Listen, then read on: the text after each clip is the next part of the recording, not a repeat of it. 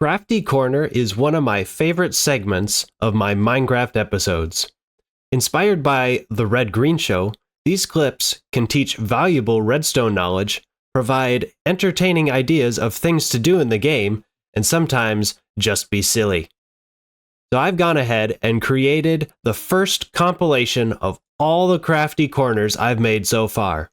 So sit back, relax, or just put this video on in the background and enjoy this Crafty Corner compilation.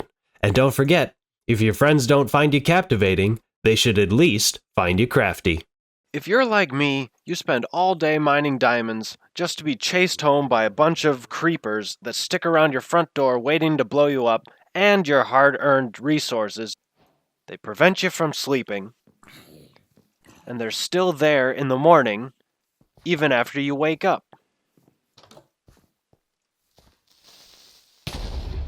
Sure, you could just place torches or glowstone everywhere the sun don't shine, but who's got the time or the resources for that? That's why on today's Handicraft Corner, I'm going to show you a cheap solution to your mob problem by installing a redstone security system. First thing you'll need to do is dig a trench around your entire house.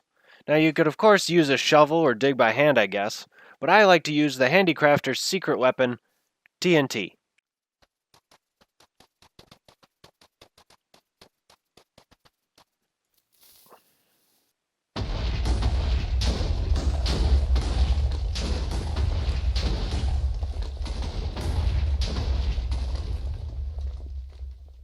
Perfect. Now for this build, we're only going to need a couple of materials. 4 redstone torches, 4 redstone repeaters, a lever, 4 trapdoors, a bunch of redstone, and some building blocks. The first thing we want to do is build a bridge from the front door to this side of the trench. To do that, we're simply just going to place some blocks right here. A nice 2-wide bridge. Now we're going to take out these 4 in the middle, and that's where we're going to put our trap doors. We're going to put them on each side just like this. And then we're going to take building blocks below them. And that's where we're going to put our torches. So the doors are going to stay open just like that. That's what we want.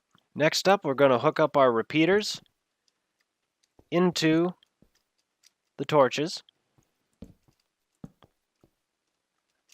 And hook the whole system up using some redstone.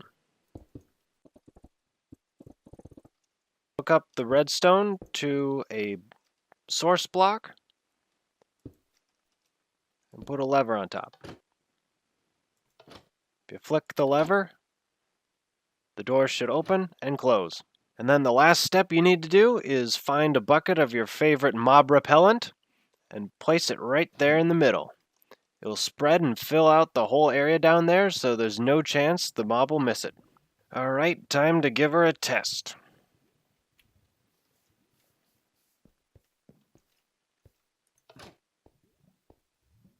Yep, that works.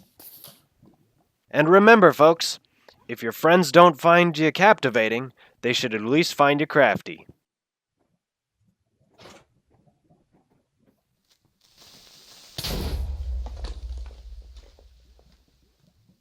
You know, sometimes living in the overworld is just a bit too noisy.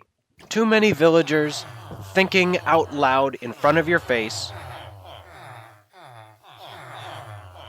Too many zombies moving in every single night.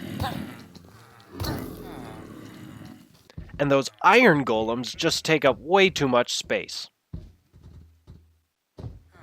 That's why on today's Handicraft Corner, we're picking up our things and moving.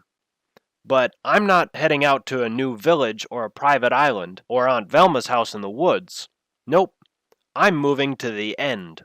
Sure, you might think, the end is too dangerous to live in, or you can't build a house in the end, or what's that smell? To that I say, you're not thinking outside the box. So the first thing we need for building in the end is a nice sturdy foundation. And there's no sturdier foundation than bedrock. So what we're going to do is we're going to turn this end fountain into a nice little condo.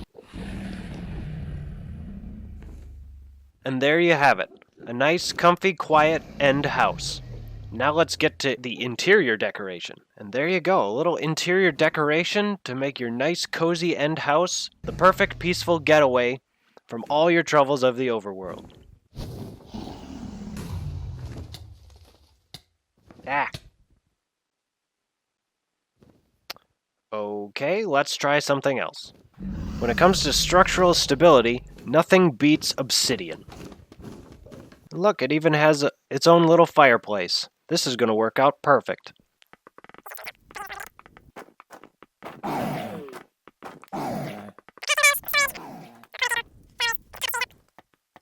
The view is magnificent, it's nice, it's cozy, it's safe, and you even have... That was unscripted. All it needs is a little spruce... Okay, so obviously the surface of the end is plagued with threats of dragons and explosive crystals on top of obsidian pillars. So that's why we're going to build our house beneath the island. That's right, I said beneath it. In order to safely get to the bottom of the island, we're going to need a lot of water. We're going to make ourselves these water channels and hop our way all the way through. And the best part about using water buckets like this is you can easily get back up the way you came. Now that we've made it to the middle of the bottom of the island, it's time to make our house.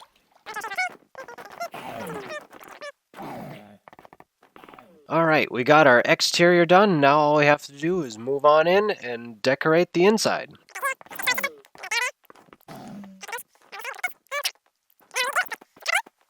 There. A nice, peaceful, quiet vacation house in the end. So remember, if your friends don't find you captivating, they should at least find you crafty. Now, if you excuse me, all this building in the end has made me kind of tired. Time for a nap.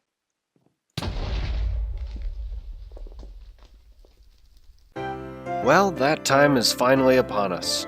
It's the holiday season, and it's time to spread some Christmas cheer. That's why on today's Handicraft Corner, we're going to be doing just that. So I'm heading on over into a frozen biome to get me some snow. I suppose a little bit of ice wouldn't hurt either. We gotta get ourselves some snow.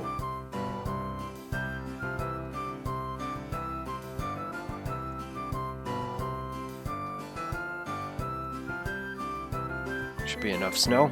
Alright, let's head on over to the shopping district and let's build Christmas. Alright, so we made it to the shopping district. I'm gonna pay for our plot.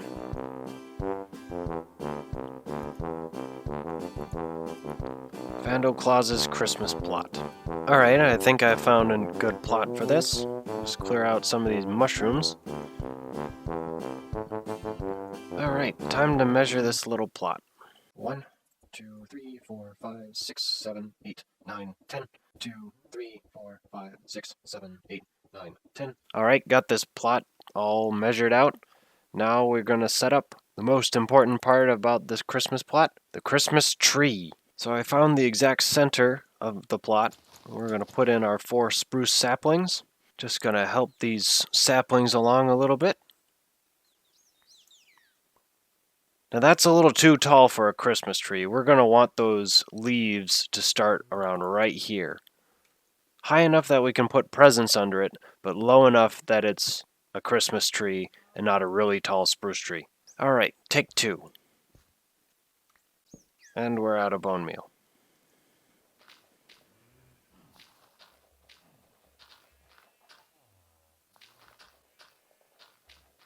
Alright, we're back with more bone meal. It's way too tall.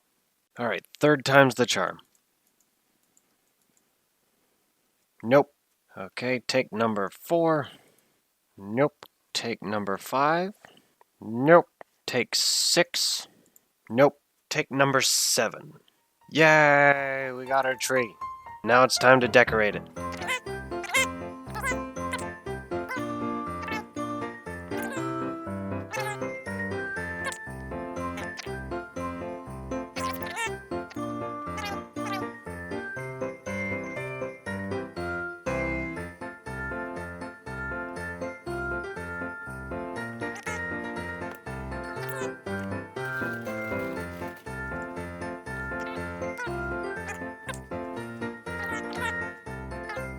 go ahead and spruce up the edges of this a bit. Get it? Spruce? 'Cause spruce logs? I slay me. Of course, one thing we're missing. What Christmas tree wouldn't be complete without cake? Another one here, one there, and one right there. Alright, next up, we're gonna put down some presents.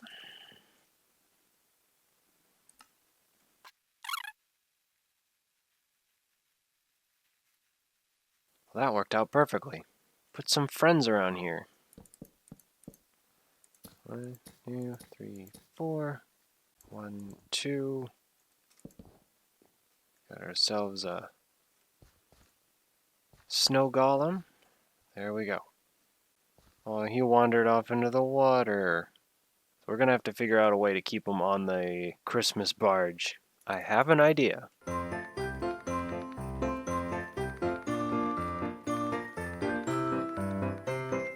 Make ourselves a bridge. Yeah. Not so snow golems. Snow people. Look how happy it is.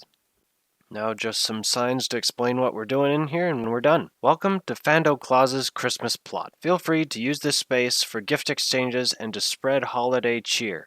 Everyone is also encouraged to add decorations. And there you have it.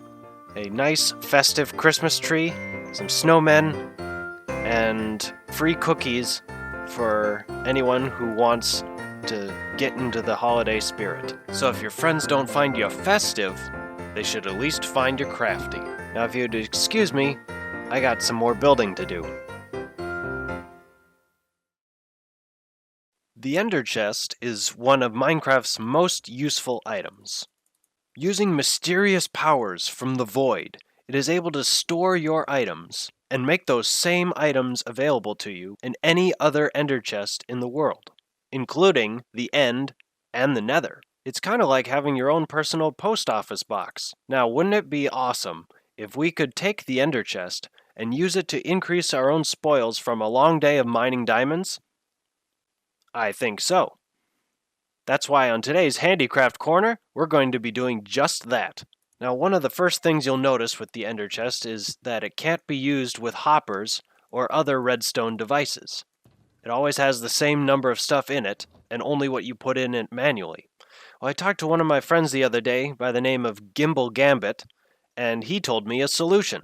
Now, a lot of players know that when Minecraft updated to 1.16, it made these things known as zero-tick farms obsolete. Now, zero-tick farms were used to speed up the growth rates of things like cactus, bamboo, and sugarcane for ridiculous amounts of production.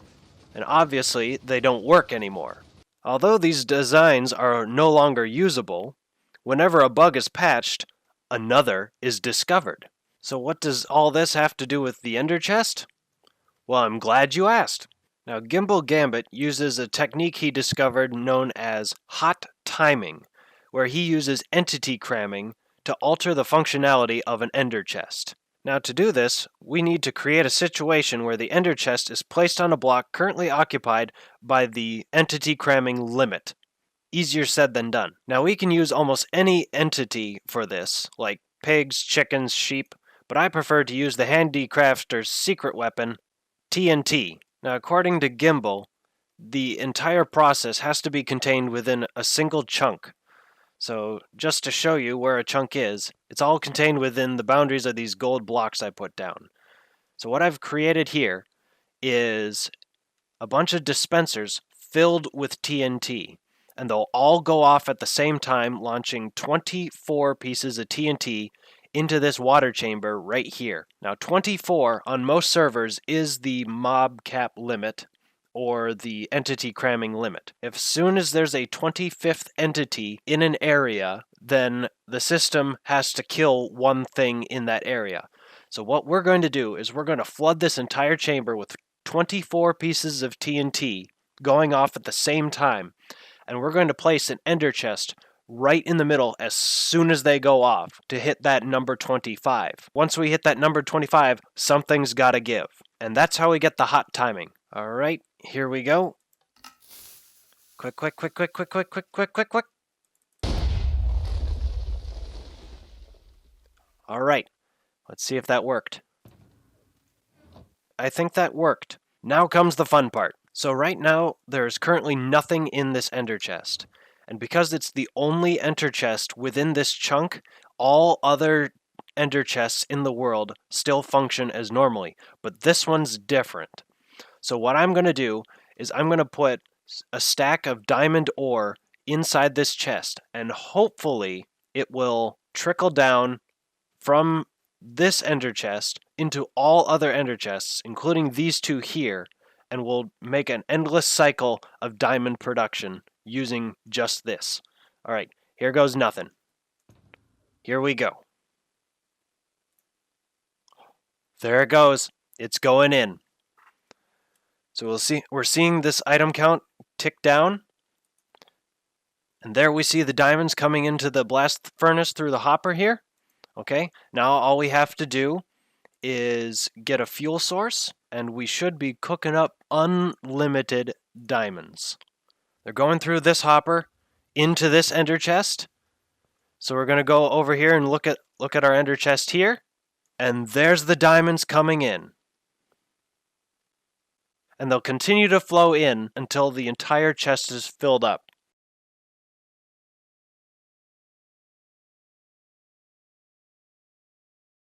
Alright, now we got ourselves a full ender chest. And now because this ender chest is hot timed, if I remove any of these stacks, it should automatically refill. Yeah, every single time. So I can just take all these diamonds and it will continue to refill itself. And as long as this ender chest is the only ender chest in this particular chunk, this blast furnace is going to keep on chucking out diamonds, and this ender chest is going to keep filling up with diamonds. So there you have it, the hot-timed unlimited diamond generator. I'll put a link to Gimbal Gambit's video on hot timing in the description if you guys want to check it out. I would highly recommend his stuff. And remember, if your friends don't find you captivating, they should at least find you crafty. Now if you'll excuse me, I gotta go spend some diamonds.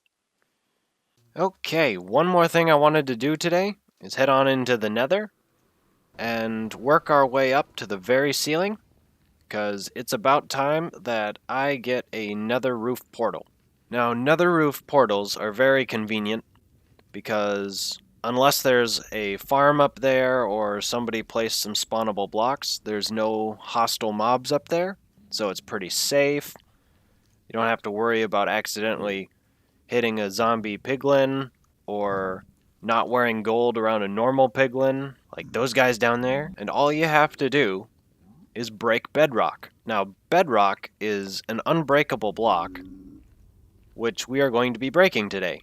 You'd think that'd be the kind of thing I'd put on my Handicraft Corner segment, and you'd be right. So today on Handicraft Corner, we're going to be breaking bedrock and accessing the nether roof. So what we gotta do is look over here at all the bedrock on the ceiling and find a spot using our coordinates where the targeted block has a Y coordinate of 127. And there it is right there. So now what we're going to do, take some ladders out of our supply chest and go right up to that block. Next thing we're going to need are some ender pearls. And we're going to make our way up there. Once we get up there, there's no coming back, at least until we break the bedrock. Okay, so all we have to do is just smush our face up against the bedrock and throw the pearl. And we're there. Okay, so now that we're on the nether roof, we can see everyone else's portals. So I've written down the coordinates of the exact place we found. So all I have to do is find that exact block and place a torch there. We're looking for negative 82, 127 by 97.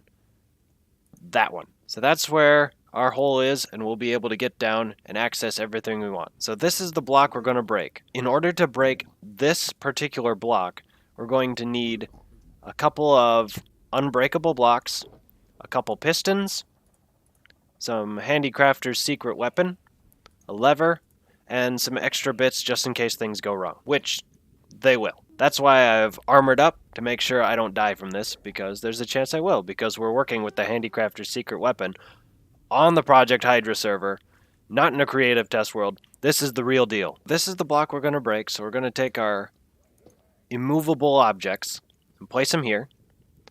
Trapdoor here. And we're going to want a piston right there. And then we're going to want our Handicrafter's secret weapon right here and here. And lastly, we're going to want a lever right there. So what I'm going to do is I'm going to flick the lever, I'm going to go underneath here, crawl up to this, and place a second piston right here, exactly when the TNT goes off. Alright, here we go. So we flick, we crawl under, and spam, spam. Alright. So we lost... Oh, we got the lever back. Lost a couple torches. The moment of truth, this one flipped upside down. So that means it probably didn't work. Nope.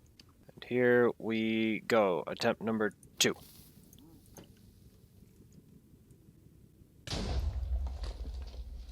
Looks like the piston's facing a different direction. Did it work? Nope. Here we go.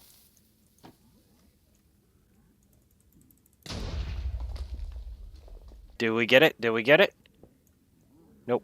Here we go again. We only got 2 more tries. So we got the piston in hand. Got that. Uh-oh. Gotta get in, gotta get in. Here we go, here we go, here we go. Oh, I think we might have gotten lucky. Did we get lucky? There we go. We did it. That took almost my last bit of TNT, but we did get it. We got a hole in the bedrock, and now we have access to the Nether roof. So yeah, I'm super happy with that. And there you have it, a hole in the bedrock roof of the Nether. All set to hook up with any portals you want for safe, efficient, and fast travel. So remember, if your friends don't find you captivating, they should at least find you crafty. Now if you'll excuse me, I got a portal to set up. In real life, clocks are super important and useful. They let you know what time it is, how to interpret what time things happen, and most importantly, how much longer you have to wait till you can clock out. Unfortunately, in Minecraft, clocks are kind of useless. Unless you're making a daylight sensor, there's not really a purpose to using a clock. That's why on today's Handicraft Corner, I'm going to be showing you how to make a clock using redstone that's actually useful. More specifically, this redstone clock. I think Mumbo Jumbo did a tutorial on this, and he credited Ethos Lab on it. So it could be either one of those two. But basically you have input on one side and output on the other. And the duration of this redstone timer clock is entirely dependent on how many items are inside one of these hoppers. So how do we build it? Well, the good news is this device is actually pretty cheap. You just need a couple of building blocks, 2 comparators, 2 hoppers, a piston, a block of redstone, a sticky piston, and some general redstone dust, and a couple items. So first, what you want to do, place your building blocks 4 blocks apart, just like this. And put your comparators facing into both of those blocks. Redstone dust on top of each. Then you want to put your hoppers down. Put one right there. Put one feeding into this one. Get rid of that one. And replace it feeding into the other one, so they're both facing each other, just like that. Next up, you're going to want to take your sticky piston and make it touch this side of the redstone dust, and then take your normal piston and put it on the opposite end. Finally, you want your block of redstone right there, and last, put your input right here. Then all you have to do is choose how long you want this timer to last. I'm going to do 64 units. Now those items are going to run right back into that first hopper, so it actually goes twice as long as however many... Hello. It actually runs for twice as long as the number of items you put in. So if you put in 64 items, it'll go for 128 ticks. And that's one version of the redstone hopper timer. An alternate design for this redstone clock is this one. It's the Etho hopper clock. Now this one, designed by Etho's Lab, takes from this original design, but it sets it on repeat. As soon as the timer is done, it's going to reset itself. This is useful for creating farms where you have to AFK and don't want to actually constantly put in input. Again, you want those 2 blocks 4 blocks apart, comparators running into both of those. You want your hoppers right in the middle facing each other again. You want your redstone dust on the ground this time, next to the blocks. And then this time you're using 2 sticky pistons instead of 1 of each. Put your block of redstone anywhere. Take your redstone dust or whatever you want to use for your timer and just throw it in. And then this timer will keep going indefinitely. Well, I'm afraid that's all the time I have for today's segment. So remember, if your friends don't find you captivating, they should at least find you crafty. Now, if you excuse me, ow, ow. I love treehouse bases. They're small, compact, easy to build, and best of all, they're easy to hide. But how exactly do you grow a fancy tree like that you can hide a base in? Sure, you can wander around the plains or the forests looking for one to climb into, but what if you wanted to make one yourself? So on today's Handicraft Corner, I'm going to be showing you how to make a fancy oak tree that you can hide an entire base in. Now, of course, oak trees naturally come in various shapes and sizes, but the one we want is this fancy version, the kind that props up and has branches.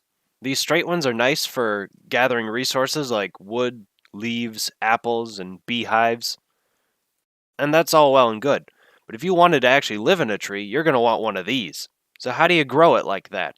You see, growing a custom oak tree requires 2 things. You need an oak sapling, and you need some bone meal.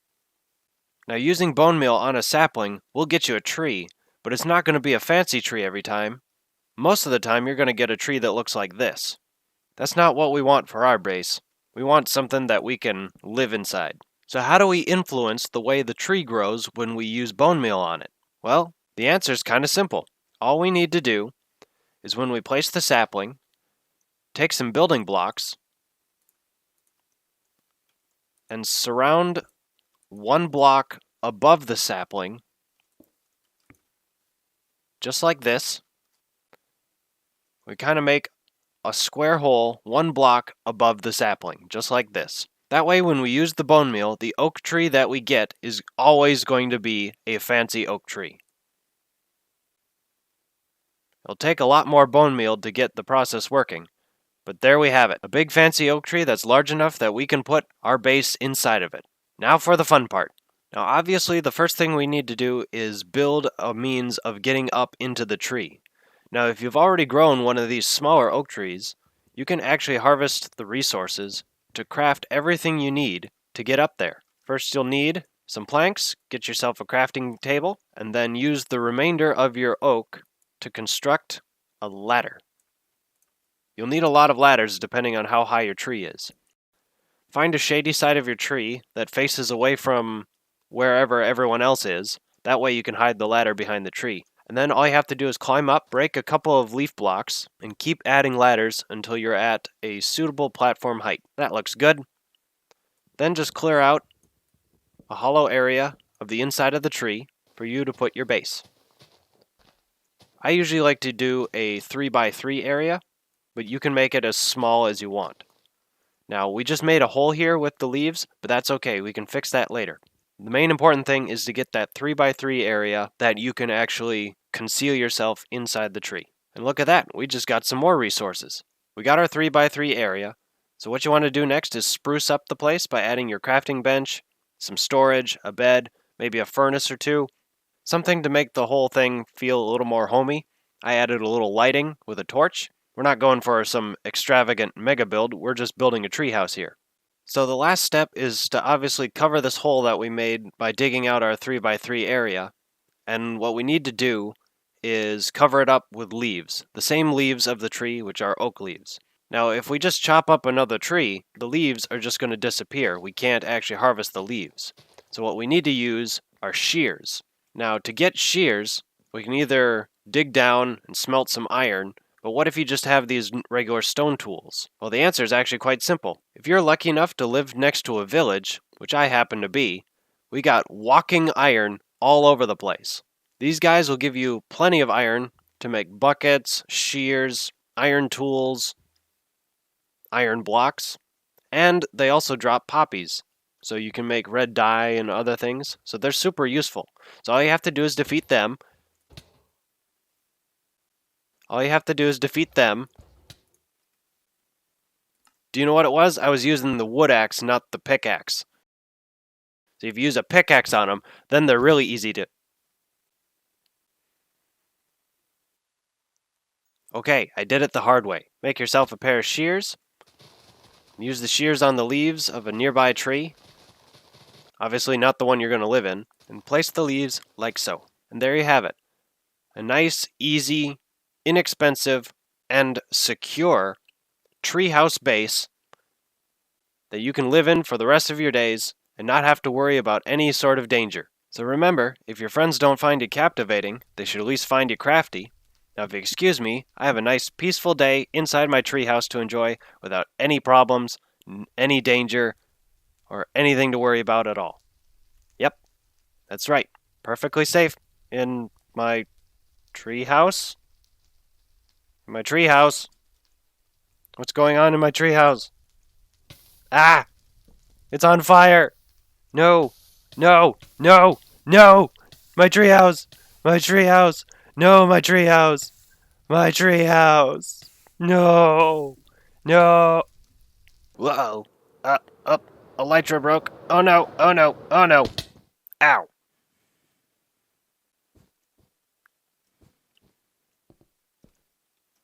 Don't you just hate it when that happens? You're flying through the air, and your elytra breaks, and you just plummet onto wherever you were flying, with no way of getting to your destination safely, even if you still have plenty of rockets? There's got to be a better way. So on today's Handicraft Corner, I'm going to be showing you how to make a flying machine that will never run out of durability. And how am I going to do that, you might ask? Well, simple.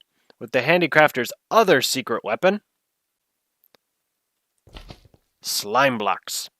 So for this build, what we're going to need is a sticky piston, a normal piston, a couple of slime blocks, and plenty of observers, as well as a couple building blocks for safe measure. So the first thing you're going to want to do is put your normal piston just like that with a slime block attached to it that way. Next up, you're going to want to put your sticky piston attached to the slime block facing in the opposite directions. Add a slime block onto that one, and then you're going to want to take an observer, put it on top of that one, and then an observer on the other one facing the opposite direction. And there you have it, a flying machine. The only thing you need to do to activate it is to put something right in front of this observer to trigger the whole thing. But we're not going to do that until we're on the flying machine. That's right, we got to ride it. Okay, so the only thing left to do is put a chair in the front so we can sit there and just enjoy the ride. That ought to do it. All right. So all we have to do to activate this thing is to place a block in front of this observer right here. And that will just trigger the whole thing. So remember, if your friends don't find it captivating, they should at least find it crafty. Now if you excuse me, I gotta fly. Whoa, whoa, whoa.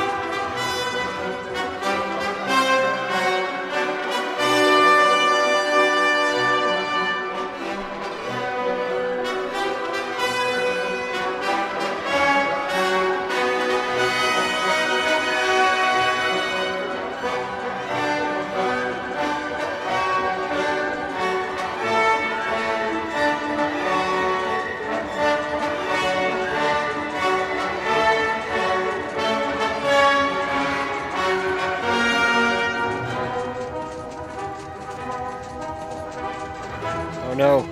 Oh no.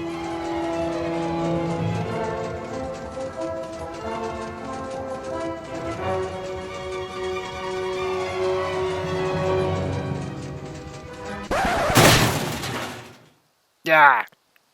Well, I made it to the shopping district, but crashed into the flagpole. Well, I mean, at least my standards were high.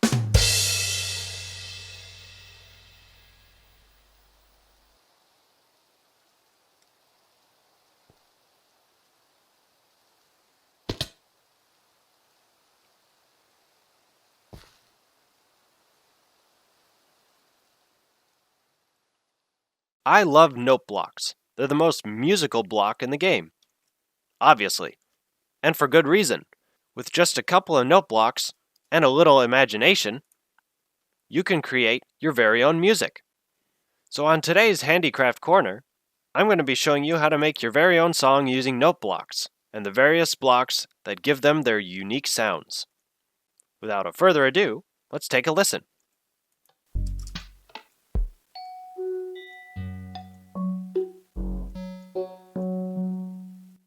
Alright, so the note of the block depends on what you've placed the note block on top of. If you place it on top of wood, you get a string bass. Sand, you get a snare. You get a hi-hat if you put it on glass. On top of stone, you get a bass drum kick. Gold will give you a glockenspiel. Flute comes from clay. You can use packed ice to get chimes. Any type of wool will get you a guitar sound. If you use a bone block, you'll get a xylophone. You get a vibraphone if you use iron. If you use soul sand or soul soil, you get a cowbell. From pumpkins, you get didgeridoo. You get a nice synth sound from your emerald block. The hay bale will give you a banjo. You'll get a synth piano if you use glowstone. And if you use any other block, including air, you'll get like a harp sound or a piano sound that way. Got all that? Good. Now you may notice that I have these little stickers on my note blocks that show you what note is being played, as well as the number of times I've hit it. Now you can get these special stickers over at a website called vanillatweaks.net. Now if you go there, select the resource packs and look for something called Visual Note Block Pitch, and I'll leave a link in the description for you. So in order to get your song to play fluidly, you're going to want to hook up all your note blocks together using repeaters. This will ensure that the next note is played after the first one is hit by that redstone current. Nice. Then what you're going to want to do is adjust your repeaters to the spacing that you want your notes to be played in. Once you got your spacing in place, I chose quarter notes for this one, then you want to shift the pitch of your note blocks so that they sound in the way you want them to and make your song. So I'm going to do a simple scale right now. So we're going to do, let's start with middle C. Right there. So we'll do middle C, then we want a D, and we'll go on for the whole scale. Now that we got our scale in place, it should sound pretty nice. Let's take a listen. Perfect. Now comes the fun part. We're going to add in some percussion. Let's see here. Bass drum kick. Let's add some stone. So all we have to do for the percussion, simply put our percussion blocks right next to the note blocks and add another note block next to them. So for our bass drum, we're going to start right there, and we're going to alternate blocks. Now that we got our bass drum in, let's do some cowbell, and we'll put those on the other side.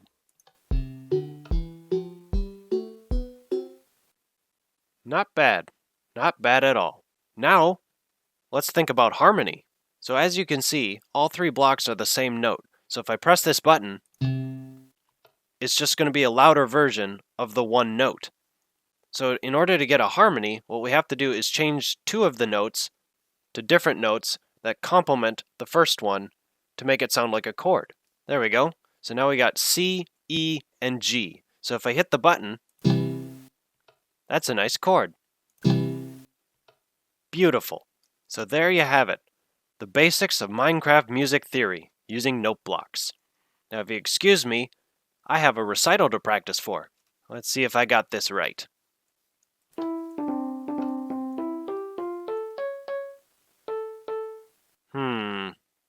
That didn't sound quite right. Let's try that.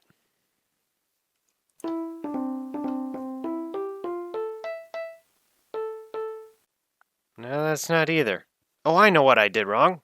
Okay, that ought to fix it. So remember, if your friends don't find you captivating, they should at least find you crafty. Alright, now let's listen to her.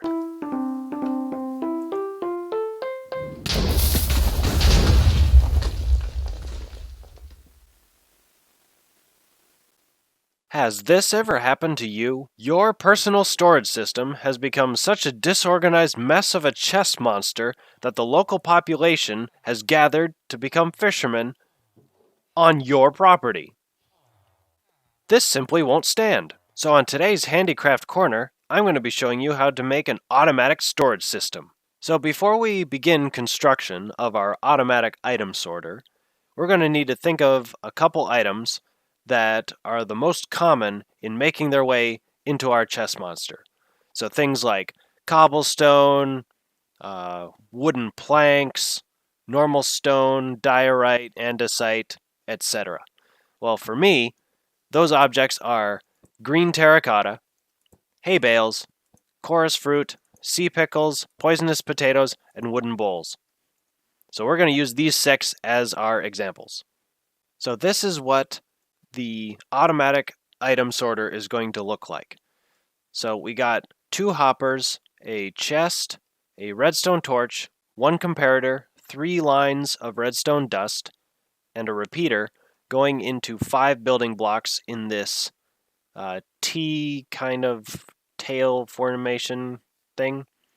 Now this is called a tileable redstone circuit, which means we can extend this all the way down that way as long as we want. So I'm going to do it 6 times using our 6 examples over there and show you how it's built. First things first, you're going to want to take your chest and put it down just like that. Then you're going to want to put a hopper on top of that. Then you want to build 2 building blocks right here. Take the repeater facing into the front one, and then in the front one you want a redstone torch. Do 3 more building blocks on top of those, and line 3 redstone dusts right there. Lastly, you're going to want to put your comparator right here, and a hopper facing into it. Now, in order to get the storage system to work, we're going to need a placeholder item. And I've decided, for this build, we're going to use storage stickies. They look like this. So place 4 storage stickies right there, and 41 of whichever item you're going to be sorting. So in the first one, I have the poisonous potatoes, so we can cross that one off this list. Let's do sea pickles for this one. So if I just drop a stack in there, that'll count all the way down to 41. 41 is the bare minimum that you can put into this design, but anything over 41 will automatically get filtered into the storage chest below it. And there they are. There's 22 sea pickles in this one, just as there's 22 poisonous potatoes in this one.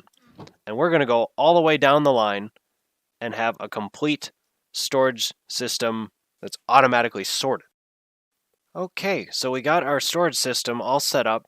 So our hay bales go in this chest, our green terracotta goes into this one, bowls in here, chorus fruit in here, pickles here, and poisonous potatoes in this one. So now all we have to do is put in an input. So what I'm going to do is I'm going to take hoppers, and I'm going to line it all along the top. So we're going to take our hoppers and travel them this way, so that whatever enters this chest will flow along the top, and whatever's below it, if it matches one of the storage categories below, it will get pulled into the storage system and automatically be sorted. Anything else will go into this final hopper, which will lead into our garbage bin, which I will use as a chest. Just like that. So let's see it in action.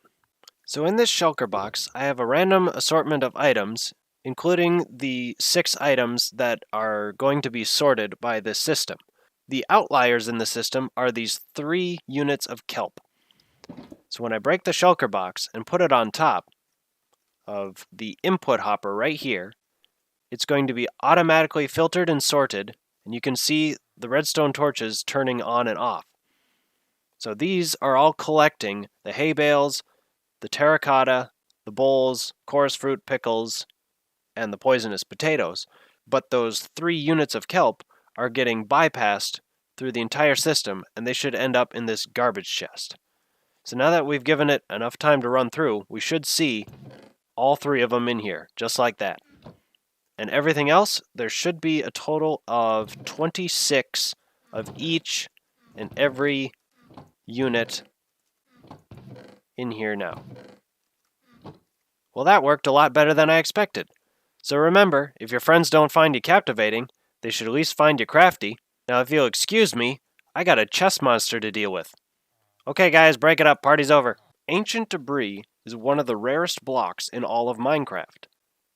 But it's absolutely essential for creating the netherite ingots that we use to upgrade our tools. Mining the netherrack for it takes forever and has almost no chance of success. Not to mention, it's really dangerous. Using TNT could work, but it's really expensive and doesn't always guarantee a success. See? Nothing. So how do we find ancient debris without wasting our valuable TNT resources? Well, the answer is really quite simple. What Minecraft creature explodes without exploding itself in the process? That's right, you guessed it. So on today's Handicraft Corner, we're going to be mining ancient debris with withers. What could go wrong? So the first thing you need to do before building your wither is to head down to y equals 15 in the nether. Then hollow out a nice place where you can construct your monstrosity. And then arrange a soul sand pillar just like a T. And then put 3 wither skulls on top. Now I should mention that withers are angry creatures, so make sure to bring your best gear with you just in case something happens. Oh, and don't forget, make sure to give your friends in the chat a heads up that you're making a wither. And it's just that easy. In no time flat, this wither will be drilling a hole in the nether so you can find all the ancient debris. There we go. Now it's alright if you get hit a couple times. Now what we're going to be doing is searching for that lovely ancient debris.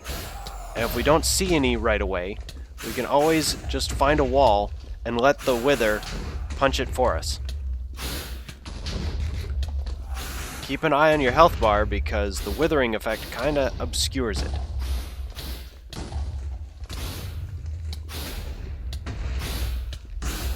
And if he doesn't want to move, you can always give him a little love tap. Let's get rid of this lava. Oop, now we're in it. That's okay. We have potions. Or not. Sometimes having a totem of undying can be the difference between life and second death. Splash some fire resistance and plug up them lava holes. And just let the wither do his work.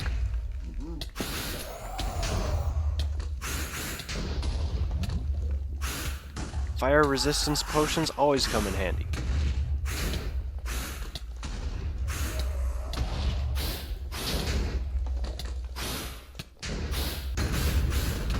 See? Totems come in handy. Look, the piglins have come to fight it. They'll be a nice distraction for the wither.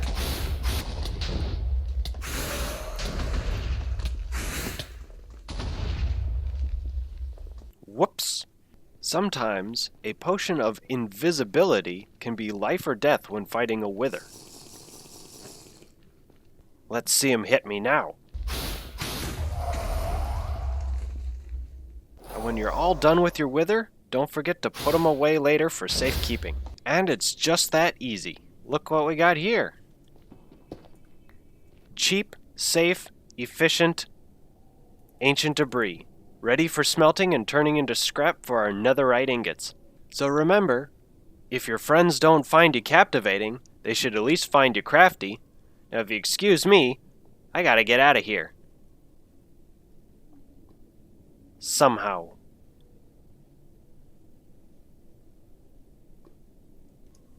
Help. If you're like me, you like to keep an orderly house. Everything in its place, nothing where it shouldn't be. You got a spacious living room, a ceiling that doesn't leak that much, a nice long porch, a sturdy garage, and a nice driveway. The thing that people like me take the most pride in about their house is their lawn. Unfortunately, you might also have a problem with invasive species known as sheep that actively try to destroy the green lawn that you work so hard to maintain. So how do you do it? How do you get rid of all these sheep and replace your dull brown dirt with lush green grass that you can be proud of?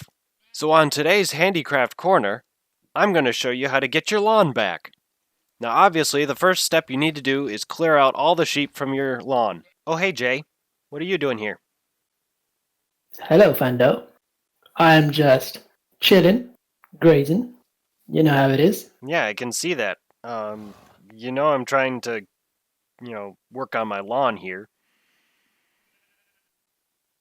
It is a nice lawn. It is a very nice lawn, I'll give you that much. I like what you've done with the place. Yeah, except I don't like what's happened to the place. You and your friends over there are chewing up my lawn, and I don't have any grass left. But it's so nutritious. Well, that it is. It- But it- I'd like it to stay nutritious and not go away. but grass.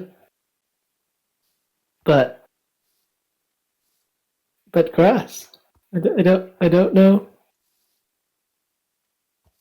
What are you saying, Fando? This is my life. It's all I live for. This green grass. You know what? Oh, yummy. What if I found out a way to keep the lawn green forever without you having to come in and destroy the grass? Do you mean I get infinite grass? Infinite grass for you and infinite green for me. Yes. What's the catch? There is no catch. Sign me up. All right. Here, have some wheat. Ooh, wheat. Thank you. You're welcome. Okay, Is bye. that it? Bye. So how do you get lush green grass that can't be consumed by sheep? Well, obviously you can't go with actual grass. You're going to have to think outside the blocks. Luckily on Handicraft Corner, we have multiple blocks to choose from in the green palette. So we can choose from all these green blocks to try to come up with a design for our yard that will never fall to the hands of the invasive sheep. Now what I've went ahead and done is did a little testing to see what these would look like if they were part of a manicured lawn, and the results are quite interesting. Starting with our redstone-inspired lawns, you can alternate between sticky pistons and slime blocks, a very sticky yet bouncy yard. So if you're a redstoner, you might want to try this kind of build for your lawn. If not, we have other options. For your organic lovers, we have the dried kelp next to melons, and it provides a pattern that is very, very much unique. If you use this in your builds, you may be the only one doing it. Next up, we have the very fancy glazed terracotta lawn. So alternating stripes of your lime and green, you can come up with a very noisy pattern to your lawn. I would not recommend this variant, but you do you. Next up, we have the wool variant, using lime and green wool. This one, it looks good, there's some texture to it, but it's still pretty bright. For the most expensive of the lawn options, we have the shulker box lawn. Alternating your lime and green shulker boxes, not only do you have a beautiful striped lawn, but your entire lawn becomes a storage system. If you can figure out how to use the redstone to turn this into an automatically sorted lawn, I will be impressed. And finally, we have the terracotta lawn. Using lime terracotta and green terracotta, you can make a textured lawn that actually looks manicured. And I would highly recommend this variant if you're going for any sort of modern build. So let's replace our deteriorated sheep-infested lawn with the terracotta lawn.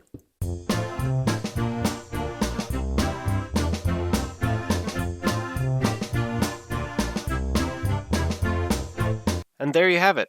One sheep-proof lawn that looks amazing, beautifully striped and manicured, the envy of the entire neighborhood. So remember, if your friends don't find you captivating, they should at least find you crafty. Now, if you would excuse me, Jay and I here need to go back to the server. Right, Jay? I'm a fan of pranks. I love pranking other people, but I'm no fan of getting pranked myself.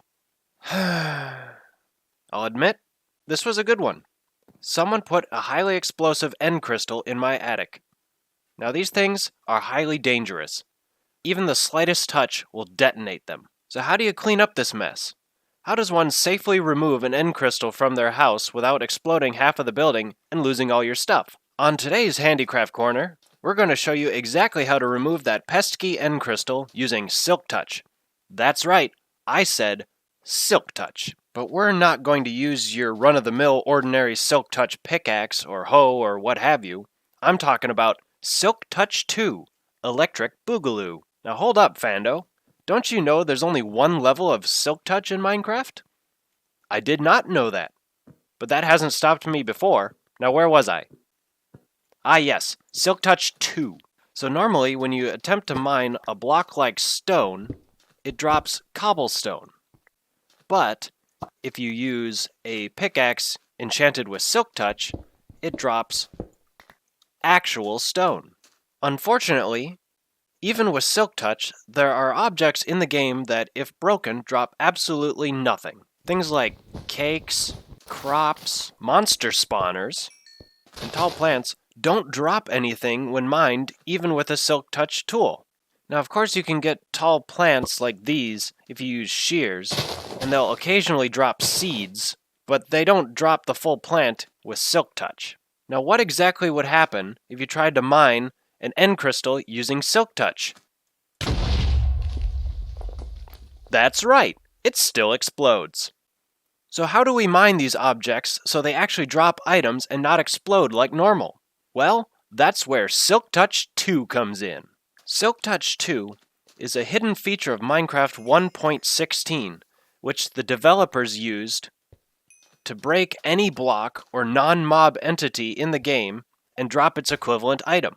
This means that breaking cake will drop cake, breaking spawners will drop spawners, and end crystals will drop end crystals and not explode. Now, unfortunately for us, obtaining a Silk Touch 2 enchantment has been impossible in survival Minecraft. Until now. A friend of mine, who goes by the username TrustyCrab241, discovered a technique to obtain Silk Touch 2 enchantments. I'll put a link to Trusty's tutorial in the description, but the basic idea is you have to use an enchanting table and enchant a diamond tool, either pickaxe, shovel, or hoe, directly in the enchanter. The trick here, however, is you must have obtained a very specific amount of experience when you enchant the tool. Now, the specific amount of XP you need for this to work is 422 levels with an additional 2,423 points in the hotbar. Now, as you can see, I don't have that, but I can definitely work towards it. Okay, so as you can see, I now have 422 levels of experience with the bar filled just in between the second and third hunger bars. Now this exact level of experience is 2,423 points. So make sure you have exactly this amount when using the enchanter. Again, that's 422 levels with 2,423 points in the hotbar. Now when using the enchanter, you must enchant directly onto the tool you want to get Silk Touch 2 on. You can use pickaxes, shovels, hoes, as long as it's a tool, but under no circumstances should you use books in the enchanter. If you use books to try to get Silk Touch 2, this will not work. So all you have to do is place your tool into the enchanter with exactly one piece of lapis lazuli. Now, if you're lucky, it'll be a normal Silk Touch enchantment. If not, you'll simply have to get more XP and try again. Obviously, I got efficiency 1, so now my levels have gone down, and I need to try again. Alright, so we finally got ourselves a Silk Touch pickaxe right here. Unfortunately, we need 2 of them. Alrighty. We finally got 2 pickaxes with Silk Touch on them. That only took a lot, but we got our 2 tools ready to go. So the last step is to go to an anvil and place both of our Silk Touch pickaxes in the 2 slots. Before we do, however, you may see that the new pickaxe also has the normal Silk Touch enchantment. But if we rename it to Ebba, you'll see that we now get the Silk Touch 2 enchantment. Ebba is the name of the developer who added this feature for testing purposes. Trusty Crab goes into greater detail as to why such a specific XP amount is needed for the process, but as you can see, we now have a Silk Touch 2 pickaxe. Time to test it. Alright, let's test it on a spawner. We got a spawner. Okay, now let's test it on some cake. We got some cake. Perfect. Now to test it on the end crystal. Just have to go up into the attic. Alright. Here goes. Well, if your friends don't find you captivating, they should at least find you crafty. I got some cleaning up to do. Today we will be doing a live handicraft corner. That's right, completely live, on the spot, no tricks, no cheats, no special effects. What we're doing today is completely genuine. So get ready to crash your server economies, because today we're going to be unlocking and uncovering the true value of the poisonous potato. This experiment actually has 6 stages. I'm going to be comparing poisonous potatoes to diamonds in 3 separate experiments. The first experiment will be conventional farming versus conventional mining. Right here inside the Fando Flakes factory on the server, I've set up a little potato farm here. And I'll be taking a netherite hoe with Fortune 3, and I'm going to be harvesting all these potatoes for 15 minutes, trying to get as many poisonous potatoes as I possibly can. On your marks, get set, go.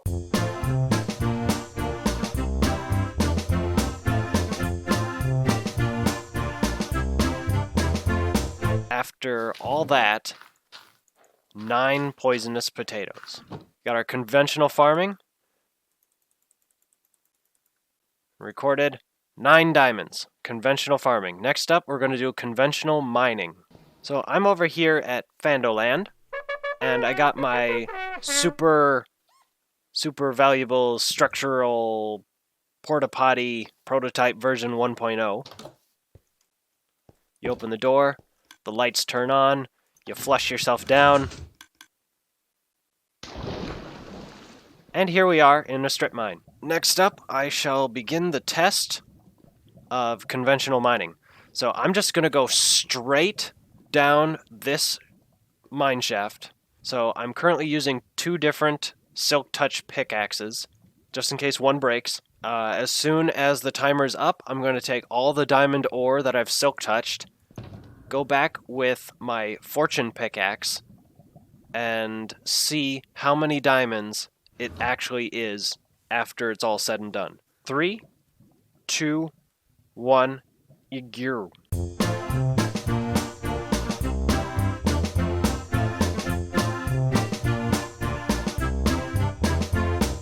That is the test. Now we got our 22 diamond ore. I'm just gonna go down this area of our tunnel. Pick up the fortune pickaxe. This is a Fortune 3 diamond pickaxe, and I have all 22 of these, as you see, placed in front of us. So here we go. We're actually getting some XP from this. I'm going to put this in my offhand so I get the XP. Alright, there you go. 51. That with conventional mining, we had a full 51 diamonds.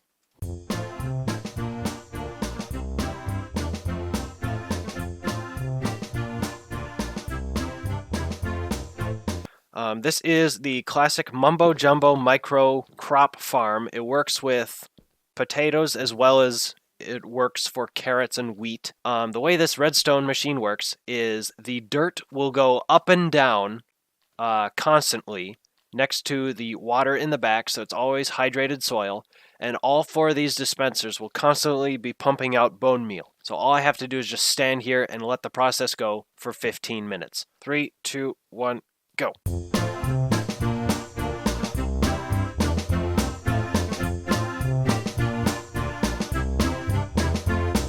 Sweet. We got 5. Redstone farming. 5 potatoes. So we're currently at 9 for conventional farming, 5 for redstone farming. Conventional mining is 51 diamonds, and now we're about to do the tunnel bore. For this experiment, I have a tunnel borer set up, all ready to go, and it's going to push TNT to this ancient debris and blow up this wall. And it's going to keep doing that as long as I keep hitting this note block right here. All right, in 3, 2, 1, go.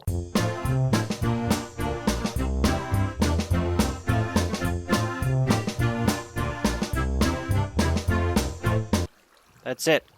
We got nothing in 15 minutes. If I see any that was exposed by the tunnel bore, that still counts. Is there anything that was exposed from this cave? There's one in there.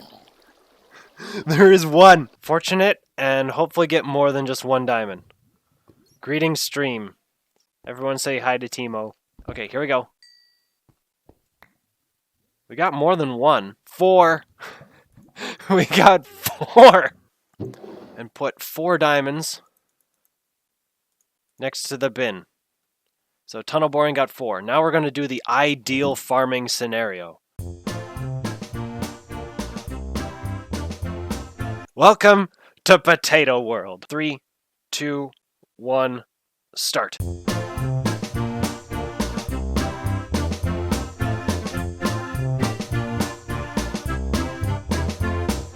There we go.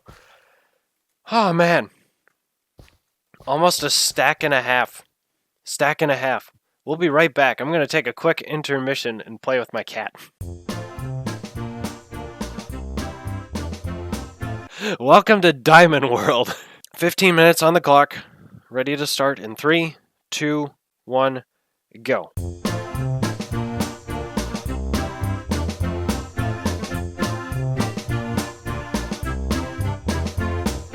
time. 4190 diamonds. All right. So, conventional farming yielded 9 poisonous potatoes. Redstone farming was 5 poisonous potatoes. Ideal farming was 91 potatoes. Conventional mining was 51 diamonds. Tunnel boring was 4 diamonds. And ideal mining was 4,190 diamonds. So here's the data. The entire stream, I will download and save the proof. If you only factor in these first two methods, you'll find that a diamond is still less than a potato at 71.32%. Science! If the Minecraft community demands further proof that poisonous potatoes are worth more than diamonds, I will do that. It wouldn't be a handicraft corner if I didn't end the stream by saying, if your friends don't find you captivating, they should at least find you crafty. Now, I got a bank to open. Isn't that just a terrible sight? You log off for a couple of hours on your server, and you come back to your house griefed like this?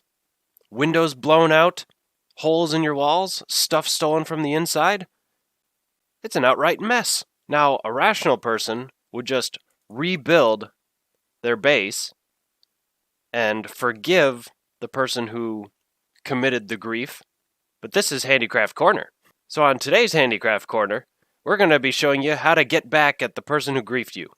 That's right, I'm going to be showing you how to make a little trap using the Handicrafter's secret weapon and a bit of redstone.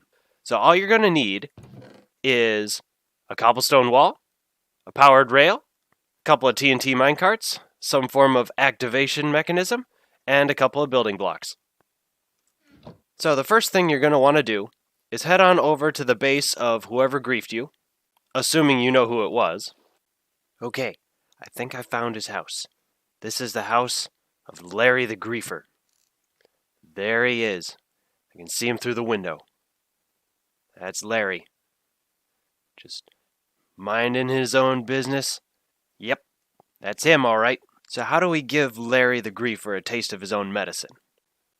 Well, it's actually quite simple. Like I said, all you need is a couple of TNT minecarts, some building blocks, a powered rail, and a cobblestone wall. Of course, you also need some sort of mechanism to activate the trap. So I found this little area outside of town to use as a test spot for building our trap. So the first thing you're going to want to do is dig a hole a couple blocks down.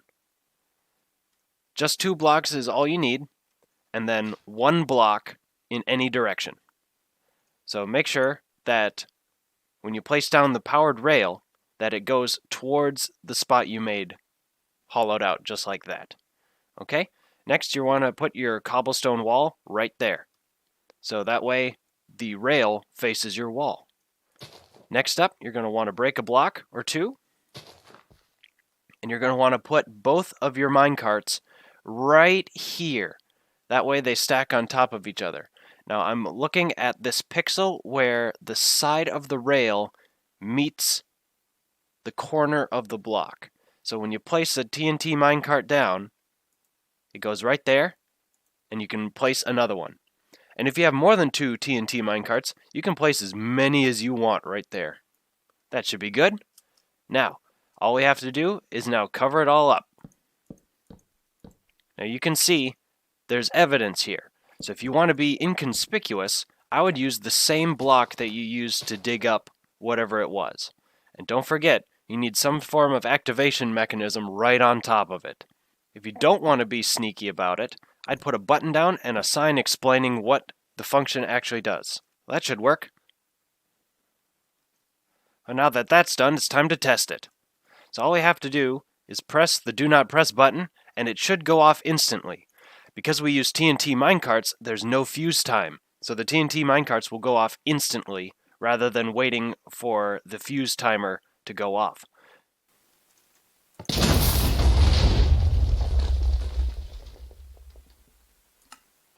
Yikes, that's quite the crater. I should mention, you shouldn't do this prank to any of your friends unless they're completely okay with losing everything. Because this will definitely do that. Okay, it's nighttime and it looks like Larry the Griefer's no longer home. Now's the perfect time to get back at him. And while the zombies are distracted with the villagers, we're going to go ahead and move in. Yep, nobody's home. Okay, so like I said, we're going to put it right here. And we're going to match our pressure plate with the cobblestone this time. We're going to put our fence post down. Make sure the rail faces into it. We're going to place a couple of minecarts here. That should be enough. We're going to seal all that up. Put that there. And cover it up with a pressure plate. There we go. So if your friends don't find you captivating, they should at least find you crafty.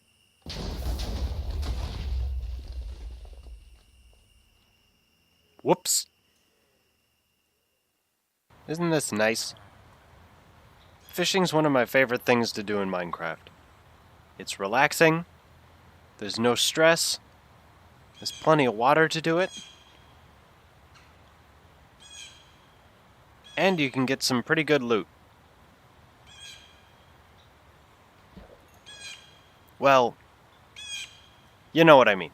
Water is one of the world's most precious resources, and it's used for so many things. It grows your crops. You use it for making potions. You can make elevators using magma blocks and soul sand to allow you to traverse great heights or depths with ease and not have to worry about running out of breath. It's a very handy thing to have. And if you don't have a Wellevator or a magma elevator to save you from a long fall, a water bucket comes in very handy.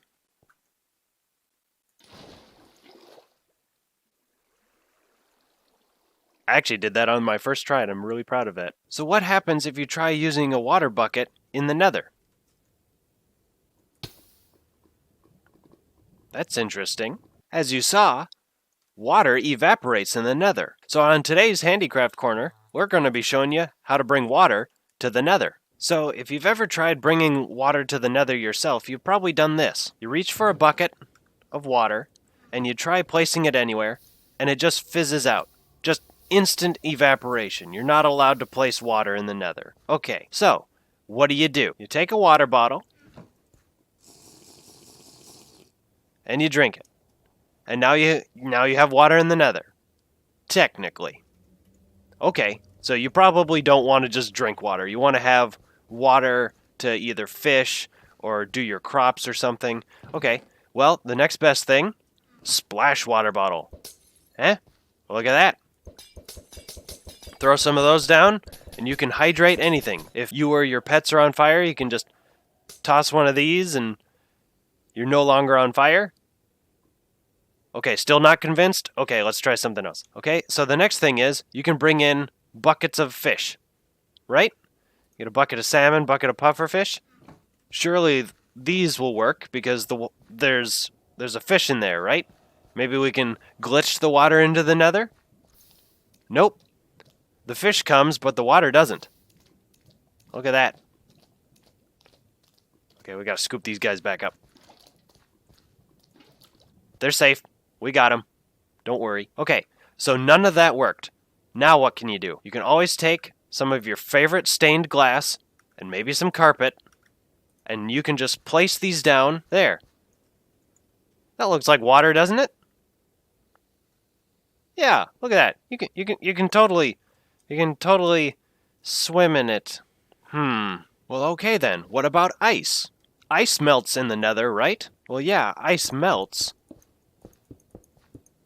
but it evaporates as soon as it does. It doesn't even become a water block.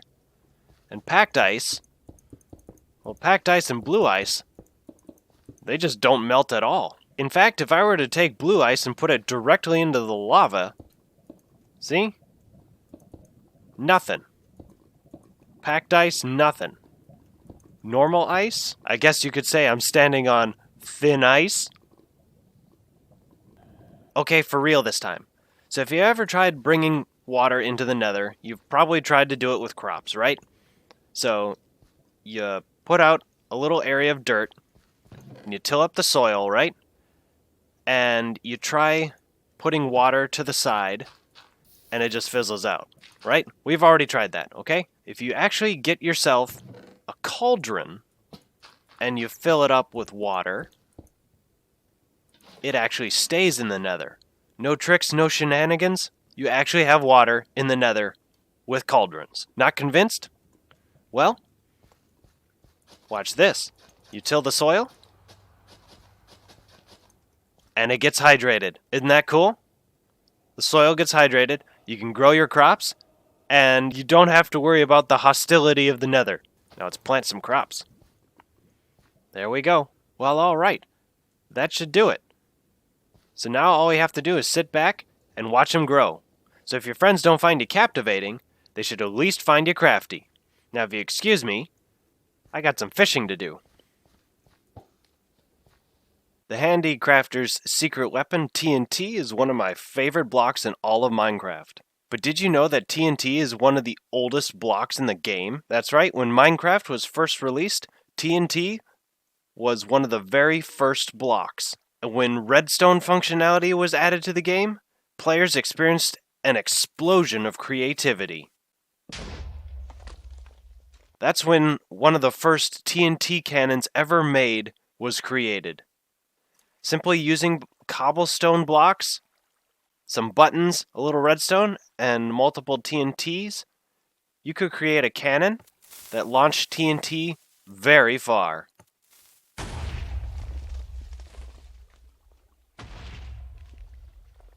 Since then, redstone innovators have come up with solutions to dispense TNT and use it even more efficiently and effectively.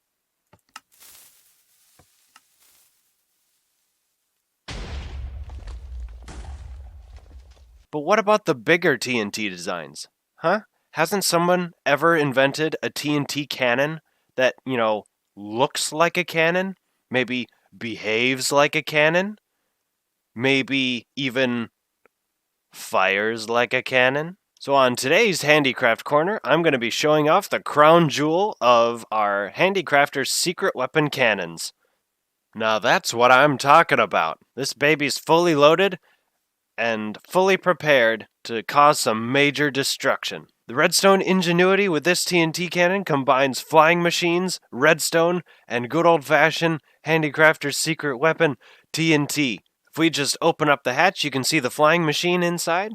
We got an observer. We got a couple of TNT in front. Redstone block on top of the observer. A normal piston. Sticky piston facing backwards. Normal pistons in the front. And an observer on the back. Don't forget slime blocks.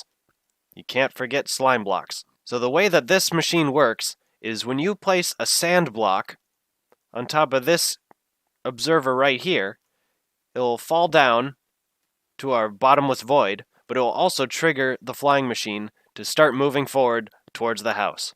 Now that you know how it works, it's time to test. Here goes. The ultimate flying machine TNT cannon that looks like a cannon and behaves and operates just like a cannon and will destroy just like a cannon.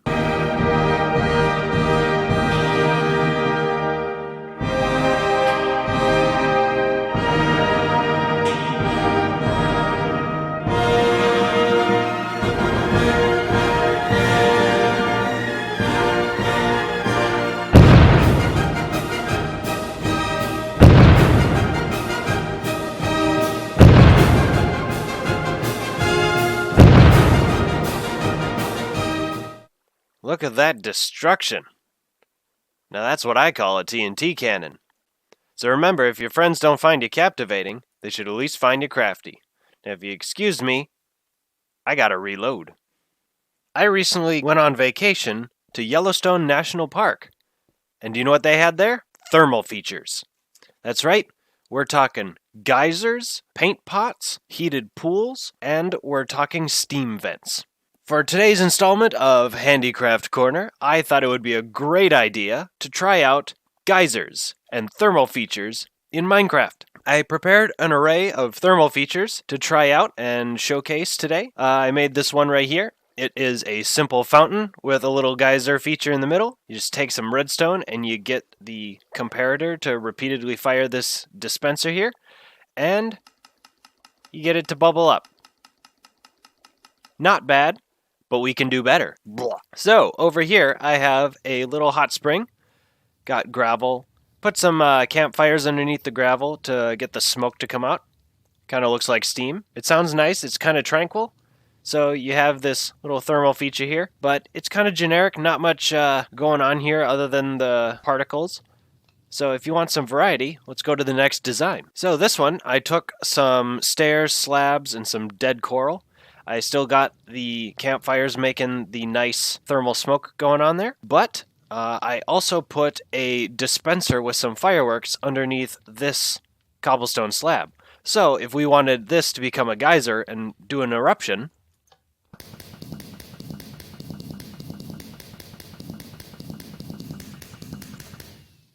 not bad. Not bad at all. That's pretty good. But do you know what this one is missing?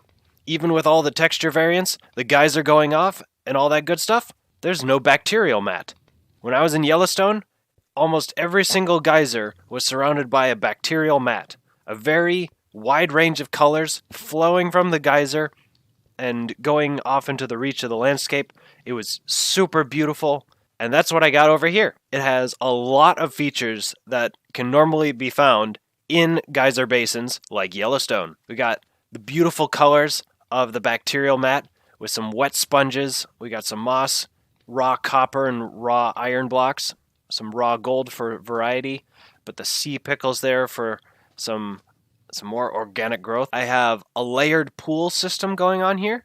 So we have our hot spring here on top with a geyser feature, of course, right there. And then it layers down into multiple pools and multiple bacteria mats.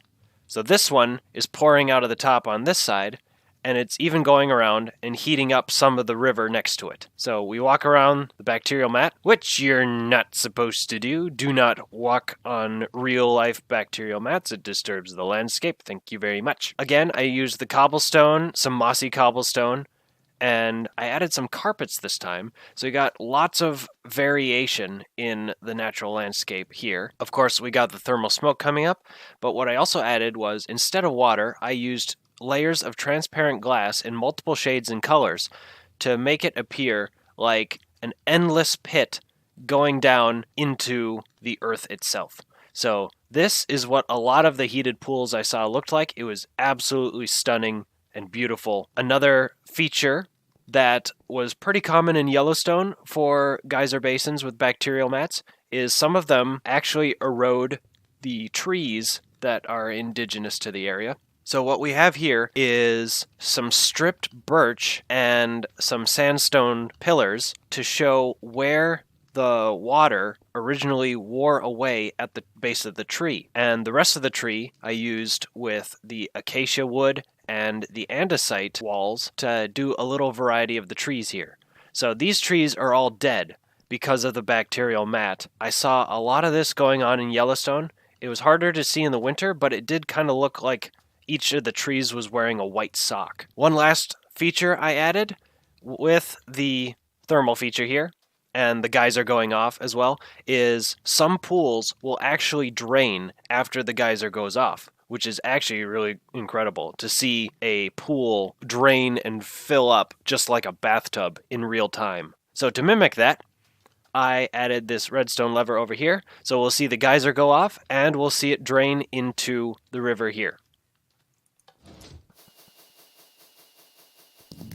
There we go.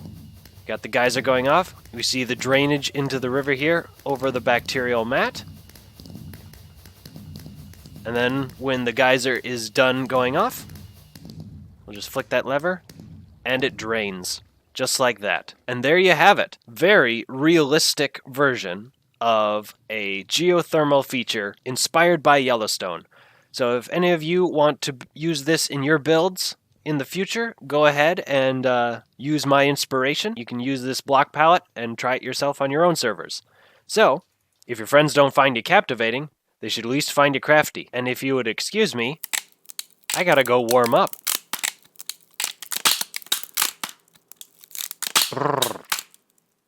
Last time on Handicraft Corner, we recreated the thermal features of Yellowstone National Park. And for this week's installment, I thought I could recreate something else that's somewhat realistic. Cities! That's right, look around. Giant skyscrapers, buildings of different shapes, sizes, and functions, streets with sidewalks, crosswalks, and areas for traffic to get through. But large cities can be really hard to recreate, even in creative mode. So what if we shrunk it all down? What if we took these grand skyscrapers and government buildings and residential areas, including the city streets, and we shrunk it down to scale? I think that's what we're going to do. So let's turn around to the Handicraft Corner. Get it? Handicraft Corner? You know, around the corner of the street? Handicraft Corner? Corners? Anyway, let's show off this miniature city. I've created a sprawling metropolis, complete with a river, industrial district, skyscrapers, bridges, and roads. And all you need is a little imagination and a lot of semi-stackable blocks. If you have a bunch of candles and pickles, you can actually build them up in such a way that they'll stack on top of each other. So you can do up to 4 of each. It kind of looks like buildings. I've made little houses, and I've made little buildings. I've taken some redstone components and made a industrial district here. And I've taken fence walls and other vertical blocks and made skyscrapers. Another thing you may notice is the city's divided up into little districts and quadrants here. And I thought adding ore blocks adds a little depth to the build. So if you wanted to make a populated area of your miniature city, use iron ore or copper ore, depending on the district. I would use a deep slate variety for some industrial areas, or if you wanted to do like a mega mart or mini mall kind of thing. Warehouses are really good to be represented with buttons. And then if you used a smooth deep slate variety, it looks kind of like a parking lot. Levers can be used as cranes, which I really like. And then I used iron trap doors as bridges. I also took the liberty with the fence walls and the fence posts by putting mob heads on top of them. You can add like a half block difference so that all your skyscrapers aren't necessarily the same height. And then by using smooth quartz, you make like a concrete road in the center of town, and by diorite, a little wear and tear on the road for some realism. Also, I've done the same thing with coal blocks and the blackstone for asphalt roads. And then here, I'm really proud of this design.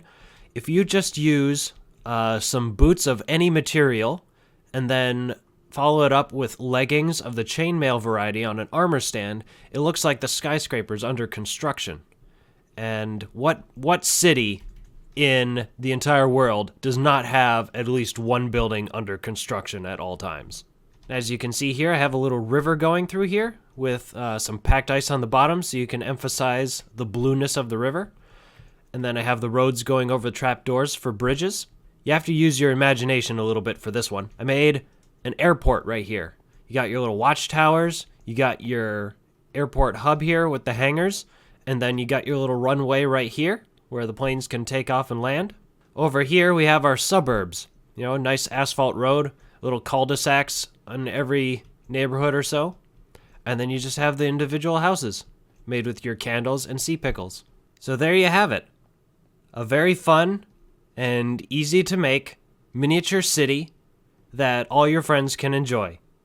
So, if your friends don't find you captivating, they should at least find you crafty. Now, if you would excuse me, I've got a city to run. Uh-oh. Ah yes, Bloxco. My home away from places that aren't my home. The plan was to put a large glass wall with some form of redstone key door approximately right here. So I'm going to need some handy dandy redstone work to get this done.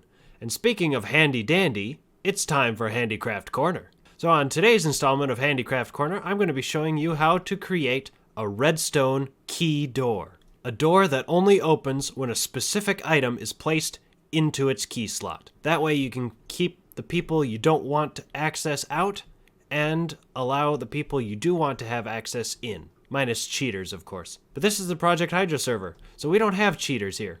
So everybody's fair and honest, and that's what makes us great. So the thing with this wall here is that it's only one wide going from here all the way down. But that doesn't mean the door has to be that width either. So what I'm thinking, I have a little bit of space here. I'm probably going to go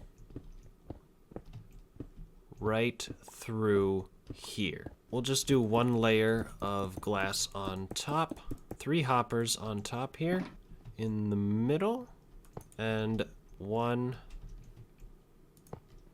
on each side. What's going to happen is whoever has their key, they're just going to throw it at the door. It's going to be sucked up by this little hopper here, and it's going to go through the thingy. Now we just need some sticky pistons right here. I may have to expand the brick out just to cover things up. So the repeater's going to go here. I'm going to put a brick here, and a redstone torch here. And the door is closed. We'll have to go down and create a line of redstone torches. I think the best way to do a vertical scaffolding downward is with the good old water bucket. Okay, take this, and that should be good there. Now I can put redstone on that. Now we're on to the next step. The sorting system is going to be the most important aspect of this machine. This chest here, when the door's closed, we'll be able to access all the things that people throw in that aren't supposed to be there. Now this dust right here is going to be super important because I'm going to connect that up over to here, and that is going to be what opens the door. Now we also want to make sure that when the door opens, it stays open long enough for somebody to get in, but not so long that they can let in their entire friends, family, and neighborhood from back home. So what we want to do is create a redstone pulse extension that allows this torch to stay off a little bit longer, so when somebody throws an item into this storage system, it works near flawlessly. And we'll just put a double chest here. And that goes into there. So all the membership cards just go here, get filtered by this hopper, which we can now put our little filters in here. So when you throw a piece of stone in, door opens, you come on through, and then it closes. And to get back out, you do the same exact thing. It's going to be stone for now, but we'll eventually get the membership cards all printed out, and then people can use those as intended. And then just make it look pretty, and we're in business. So we got our glass wall up here so that no one can get onto the other side without inserting a key, which in our example we have stone. So we throw it in, and it opens up, and our key appears on the other side.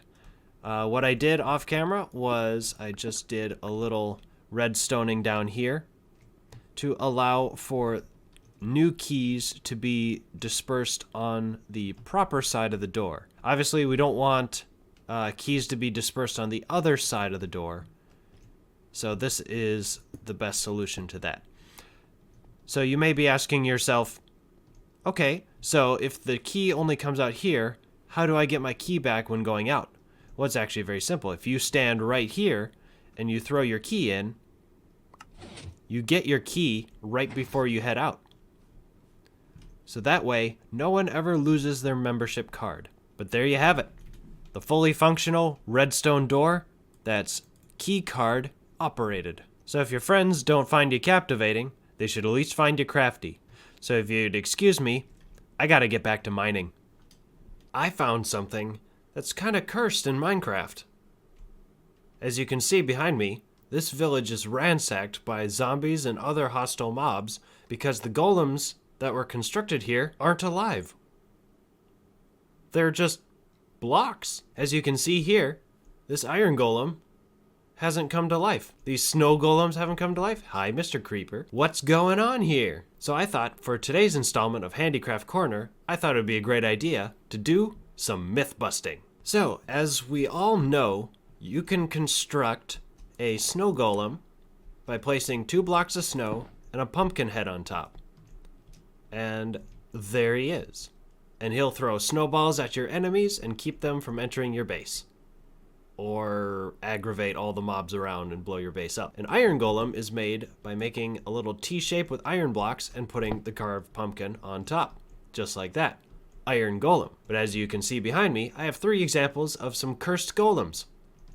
The blocks are placed, and yet the golem is not alive. So here's how to make a cursed golem. In order to make a cursed iron golem, you need to stack up and place the head first. So put the head 2 blocks off the ground, and then stack up your iron, like so. The golem will not come to life because the head was placed first. Now be careful, because if you place a carved pumpkin close enough to your iron golem, he'll still come to life. Isn't that strange? Now there are 2 methods of creating a cursed snow golem. There's the first mention I just showed where you place the pumpkin head first, and then you take some snow blocks and you just leave it like so. And just like the iron golem, if you put a carved pumpkin in front of it, it comes to life.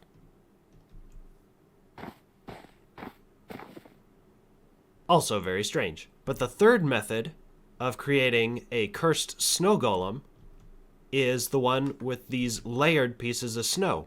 If you have silk touch on a shovel, you can actually obtain these naturally in the world. So all you have to do is stack them up so you have 2 blocks worth of snow. There we go, 2 blocks of snow. And then if you put your carved pumpkin on top, nothing happens. And unlike the previous glitch, this one is immune to further pumpkin placing. So this snow golem will never come to life. Sorry, Frosty. Another thing I wanted to test out is if iron golems really are only hostile if they're naturally generated. I was watching one of Tango Tech's Hermitcraft episodes, and he explained to Gemini Tay that if you spawn a iron golem yourself and attack it, it will not turn hostile to you. So let's test that as well as long as we're here. As you can see on my right, we have a naturally spawned iron golem, and here we have the framework for an actual golem. So this guy, in theory, if I were to punch him, he'd start punching me back. And if I were to make this guy, he would not punch me because I made him. So let's test. Let's give this guy a little love tap.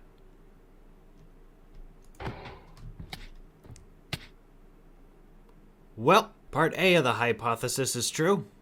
Let's see if part B is also true as well. Why did I choose to respawn in that house? Okay, so we're back on the platform here. And this is the guy who doesn't like to be punched. So I'm just gonna go free. Now this one is a player created one because you literally just saw me create him.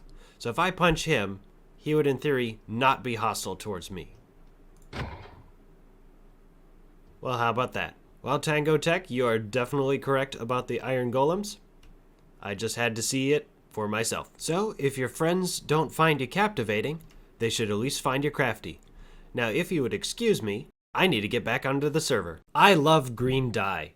It's one of the most useful colors to make things like green screens and pixel art and other sorts of things, but it is very difficult to obtain. The only way to obtain green dye is by smelting a cactus in a furnace. Therefore, cactus farms are essential for the production of green dye. So, on today's Handicraft Corner, I'm going to be showing you how to make a cactus farm.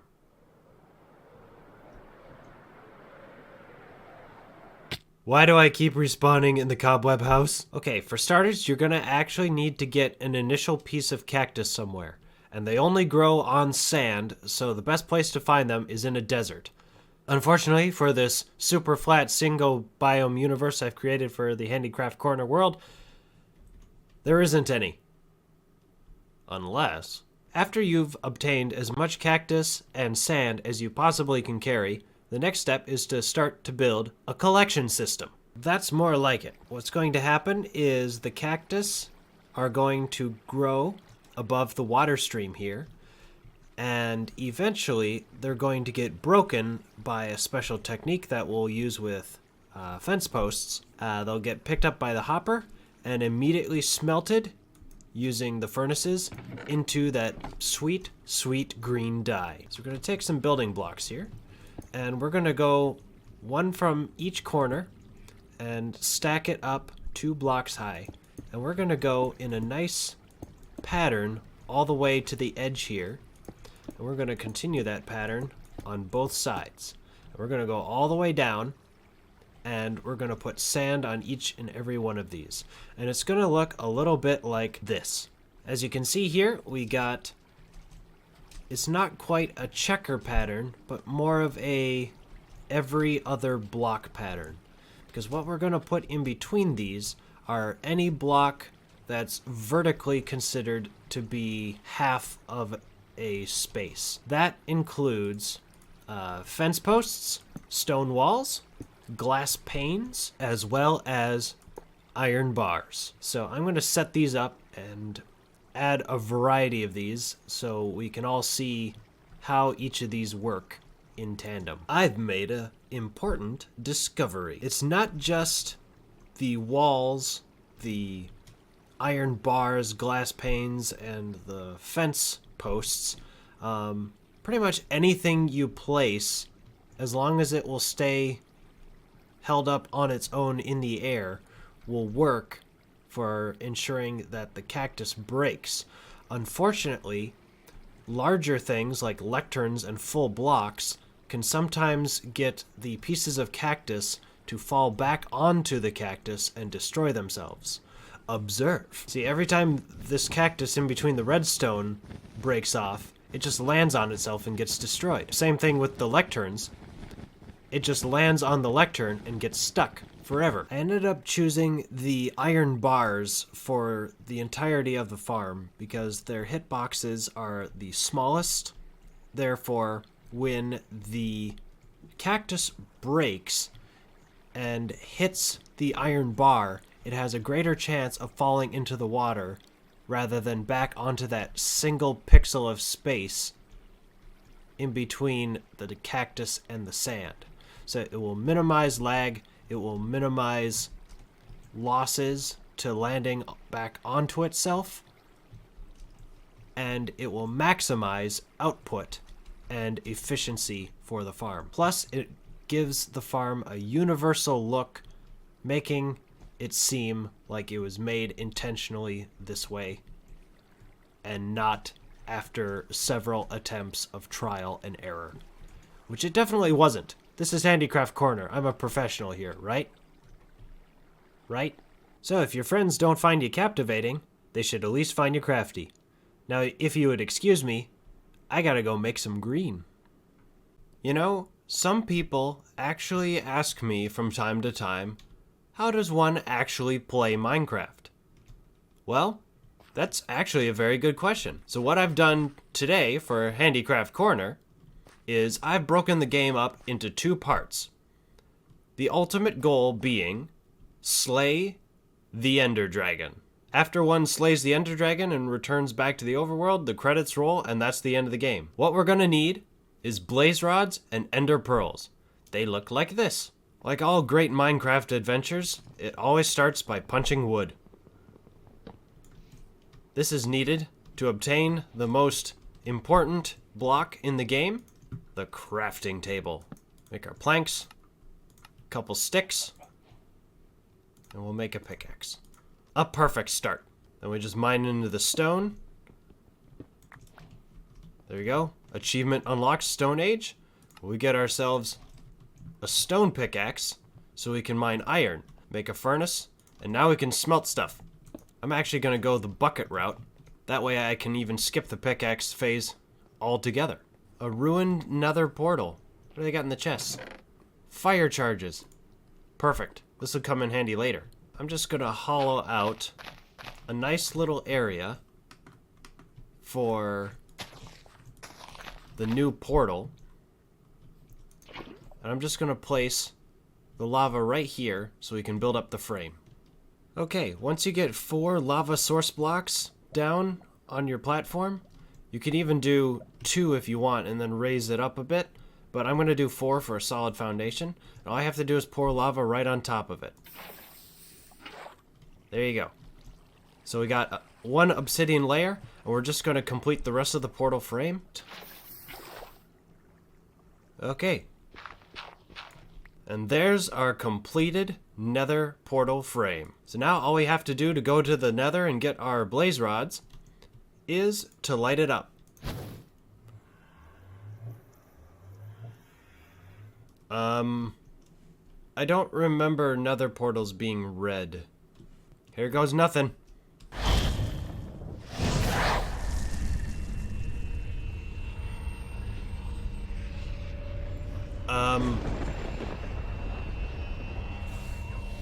Uh-oh. The nether looks like it got a huge update. I think I see a blaze right there, so let's try to get it. There we go. Should get a blaze rod from that. Okay. This should be the way out. Let's see here. Uh-oh. Uh-oh. No thanks. No thank you. No thank you. Ow. Stop it. I said no thank you. No thank you. No thank you. I'm done. Nope. Nope. We're just gonna... I'm gonna take this ender pearl and we're gonna be out of here. Nope. Ah. Nope. Nope. Nope. Nope. Okay. That was a little unexpected, but we did it. I got the blaze rods and the ender pearls. We take our blaze rods, turn them into blaze powder, and then we're going to use all that blaze powder in the crafting bench and turn them into eyes of ender. Just toss one of these into the air somewhere and follow it. Which way to go? Okay, it went that way. Yep, it's going underground here somewhere. According to the eye, it should be straight down. And all we have to do to turn it on is place an Eye of Ender in each of the empty slots.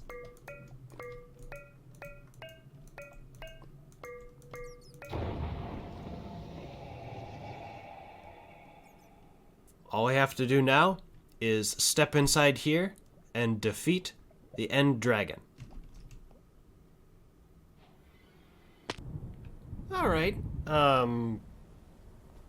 this doesn't look like the end either, but, we'll roll with it.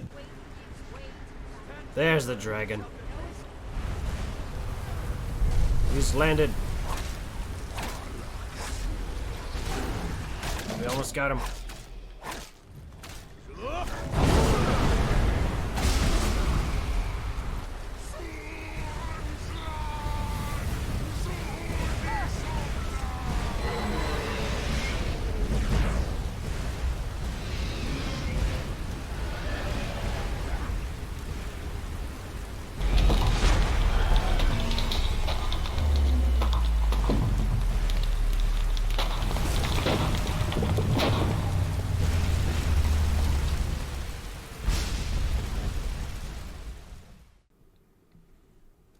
And that, my friends, is how you beat Minecraft. And remember, if your friends don't find you captivating, they should at least find you crafty.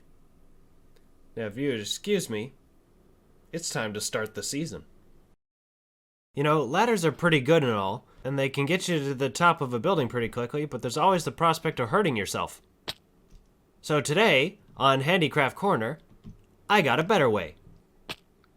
Now here's a nifty solution. The bubble elevator. Soul sand for up, magma for down. It'll take you up, lickety-split, very safely, and down lickety-split, very safely. Just try not to linger too much on the bottom. But what if you could combine these two into the same stream? Today, I'm going to show you a bubble column that does both. All the way up to the top.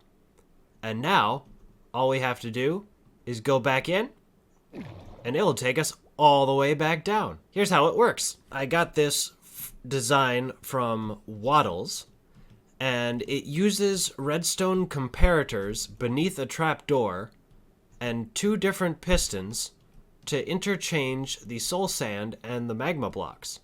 So when you step in, it swaps it out for soul sand and sends you up, and then after a brief delay, after the comparators run out, it will switch and take you back down. Now, isn't that handy? First, what we're going to need is the redstone comparator system. All we need to do for this is just set up a couple comparators just like that, and some redstone dust connecting them all together. I'm going to put 1 redstone dust here, and a building block right there, repeater, and a redstone torch out the back of this block, and send it into the repeater this way.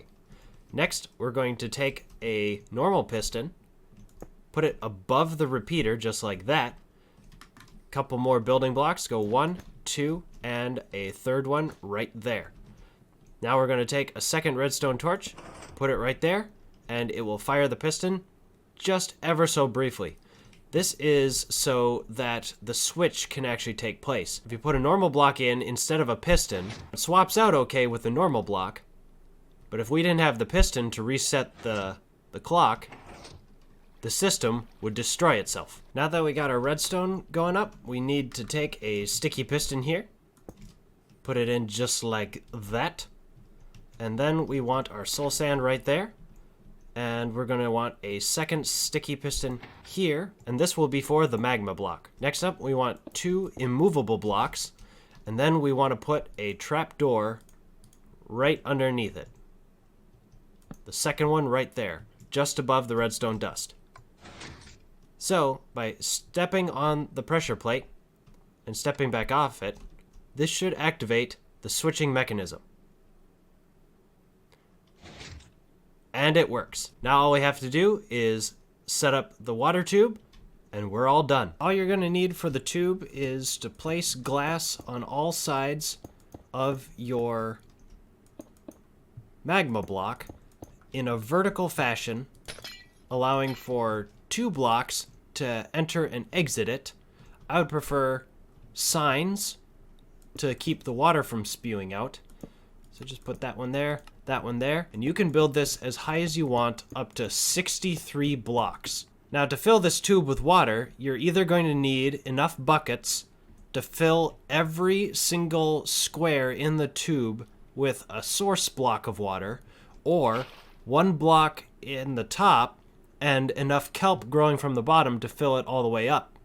However, my favorite solution is using ice. Simply head to the bottom of your tube and fill it with just normal ice. When ice breaks, it turns into a water source block.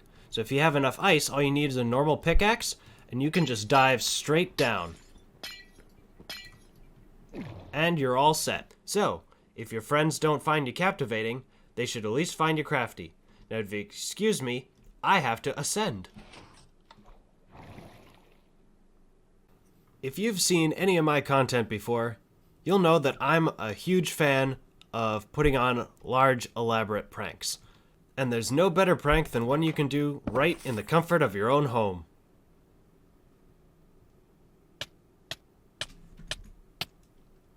So on today's Handicraft Corner, I'm going to be showing you how you can make a TNT-based trap using gravity blocks and signs.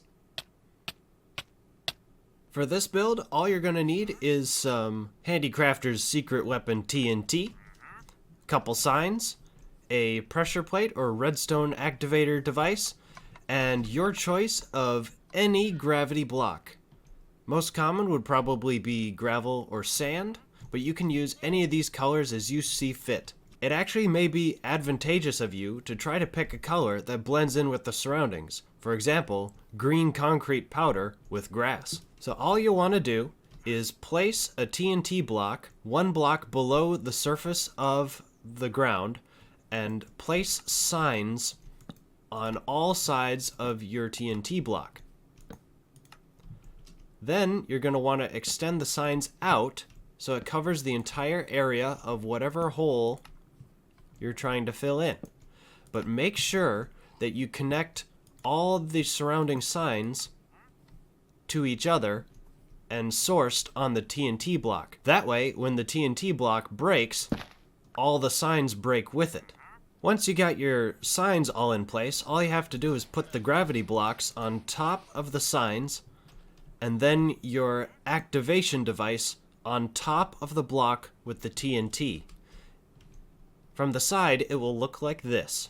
When somebody steps on the pressure plate, it will soft power the block below whatever block it's on, and when it activates the TNT, it will break all the signs, sending the entire sandy area down. Then all you have to do is dig out a large pit, fill it with dripstone at the bottom, or lava, what have you, and your trap is all set to be sprung. So the moment your friend, steps on the pressure plate, it instantly falls into the trap. If you're constantly getting chased by hostile mobs or even hostile players, this technology can actually prove to be life-saving.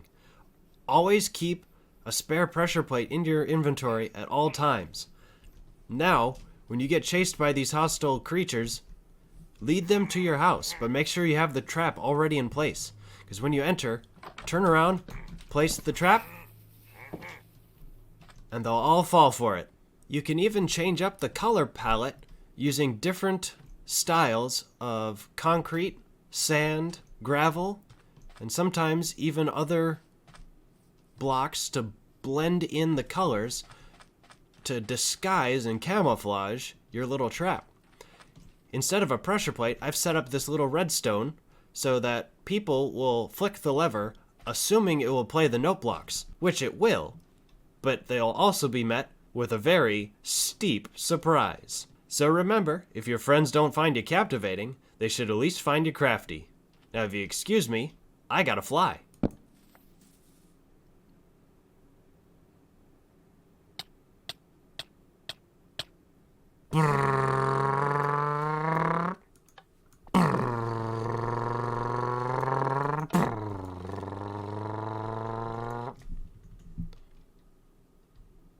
I like cars. Minecraft doesn't really have a lot of options when it comes to vehicles. Sure, you have your elytras, and you have your minecarts, and your saddles for your pigs, horses, striders, and donkeys, and mules, and stuff like that. But what about the cars? Why can't we drive cars? I mean, I can make a little convertible here with doors and maybe some fake wheels, but how do we make a vehicle that's as big as a car, and that'll just automatically take us wherever we need to go? Well, in today's Handicraft Corner, we're going to be doing just that. Now, you may have seen me use flying machines in some of my other videos, where you activate a observer, and you have 2 different pistons interlocking with slime blocks, and it pushes whatever's in front of it as far as it can possibly go.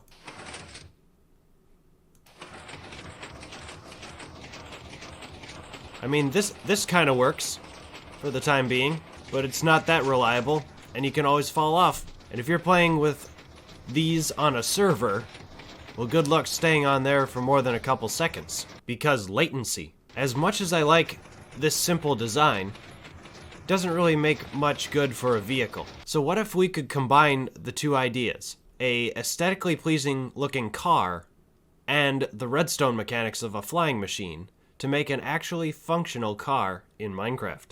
Credit to Noise Gaming for the original design of this car. I'll leave a link in the description below if you want to check out their content there. But this only uses 5 different types of blocks. You got your coal block, your slime block, 2 types of pistons, and an observer. My modifications include a lever to start the vehicle and a boat with a chest in it so you can ride along and store your stuff, just like a car in the trunk of a car. Let's get to building it. You want to start out with 2 wheels in the back, 1 block apart. Count up 2 spaces in between, and then put the front wheels down. Slime blocks on each of the wheels, of course. Next, you're going to want a observer facing forward to start the car. Put a little lever right there. And then you're going to want a slime block right here in the back. Jump up, 2 more slime blocks, and then put your second observer facing down. Then you're going to want sticky piston here, sticky piston there, and normal piston facing front. So when this observer detects an update from here, it will push these 2 pistons back into these slime blocks, and then this observer will detect the block update, powering this piston to send the rest of the vehicle forward. As you can see, I placed 3 more slime blocks to connect it all. And finally, you want your seat. Your little driver's seat right there. There you have it. A rideable car that you can just sit back and enjoy the ride.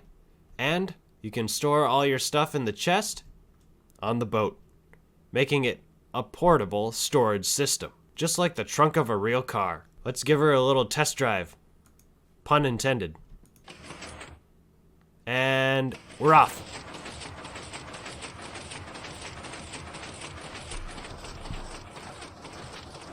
And it's just that easy. I got my storage. We're riding along into the future. So if your friends don't find you captivating, they should at least find you crafty. Now if you would excuse me, it's time for a road trip. Ah, this is pretty quick too. This is a furnace, and all these items can act as fuel to power the furnace. But what if there was a way to provide unlimited power to your furnace without ever having to lift a finger? So on today's Handicraft Corner, I'm going to be showing you how to make a self-fueling furnace using just a little bit of redstone and some of the blocks behind me. So what you want to do is you want to take your collection system right there. You want to place a hopper into there. Put your furnace right on top, and then you're going to want to extend a couple hoppers out for your fuel line, as well as a hopper on top for your product line. So the things you want to be smelted go up into this chest, and the things you're going to be smelting with are going to be on this hopper line. So we're going to take a nature block, preferably something that bamboo can grow on, and we're just going to place that there with a couple bamboo on top. Next up, we're going to build some building blocks behind them and place our normal pistons right there. Behind them, we're going to put some more building blocks, and then we're going to do some observers facing away from us, so it looks like this. Lastly, we're going to put some redstone dust right behind them. Lastly, we're going to contain our system by placing glass all over the area here. This way we minimize losses of bamboo due to flying outside of the range of the hoppers. So we're just going to go ahead and accelerate the growth reel here. And as you can see here, the pistons are actively shoving the harvested bamboo into the hoppers, which ends up in our furnace here. And then we can use it to smelt whatever we want. Soon we'll have some freshly baked charcoal in no time. Now, of course, you may run into a problem with this system where you run out of fuel to continue smelting your logs. Well, this can be solved with one easy trick. Add more bamboo. The more bamboo plants you plant, the more observers you use, and the more pistons you have throwing them into the hopper line, the more fuel you'll have. So all you need to do is expand it until you have twice as much fuel going into your furnace as you would items to be smelted. So if your friends don't find you captivating, they should at least find you crafty. Now, if you would excuse me, I've got to fuel up. If you're like me, you like to sleep a lot. And you may have noticed that it's very difficult to sleep in the End or the Nether. Observe. If I travel to the End, place down a bed and try sleeping in it, I'll be met with a lethal surprise. But what if we could explode beds just like that in the overworld? So on today's Handicraft Corner, we're going to be doing just that. So let's say you wanted to play a prank on your friend. Well, they probably won't be too keen to just step on the pressure plate on their way to the bed to sleep in. In fact, if they click on it from far enough away, they may not even land on the pressure plate at all. And even if they do step on it, they'll still see the sleeping interface, and it takes a very long time for the bed to explode. So how can we decrease the fuse timer on the TNT to allow the bed to explode before the player even gets a chance to sleep in it? If you put 2 TNT minecarts on the same rail next to a fence gate with nowhere else to go and activate those rails, instant explosion. So how do we hook up our TNT minecart to instantly go off when a player tries sleeping in a bed? I did some testing, and I found out that if you sleep in a bed with a comparator, it does not draw a signal of an entity in the bed. However, an observer facing the bed and outputting towards a redstone line will actually light up those lights and show that there's a block update of the bed. So all we have to do is hide an observer underneath the bed to activate that rail with the TNT minecarts on it. So let's say your friend has a little bedroom here. So what you want to do is dig underneath their bed and place that observer facing up towards the bed. So it should look something like this. You can see the face of the observer underneath there. You know it's placed correctly. Then what you're going to want to do is place that powered rail right there, facing along the length of the bed, going into a fence post. You're going to want to fill in the rest of the blocks to the best of your ability, and then line up those hit boxes so you can see the last pixel there, and place at least 2 TNT minecarts. The more minecarts you place, the bigger the explosion will be. Now all you have to do is fill it up and disguise that little observer underneath their bed a little cleverly. There. That looks a lot better. And you can barely see the observer underneath the bed. You got some plants and a nice window to distract people. Even got a bat flying around here somewhere to distract your friend or whoever you might want to play this prank on. So remember, if your friends don't find you captivating, they should at least find you crafty. Now, if you would excuse me, it's time to take a nap.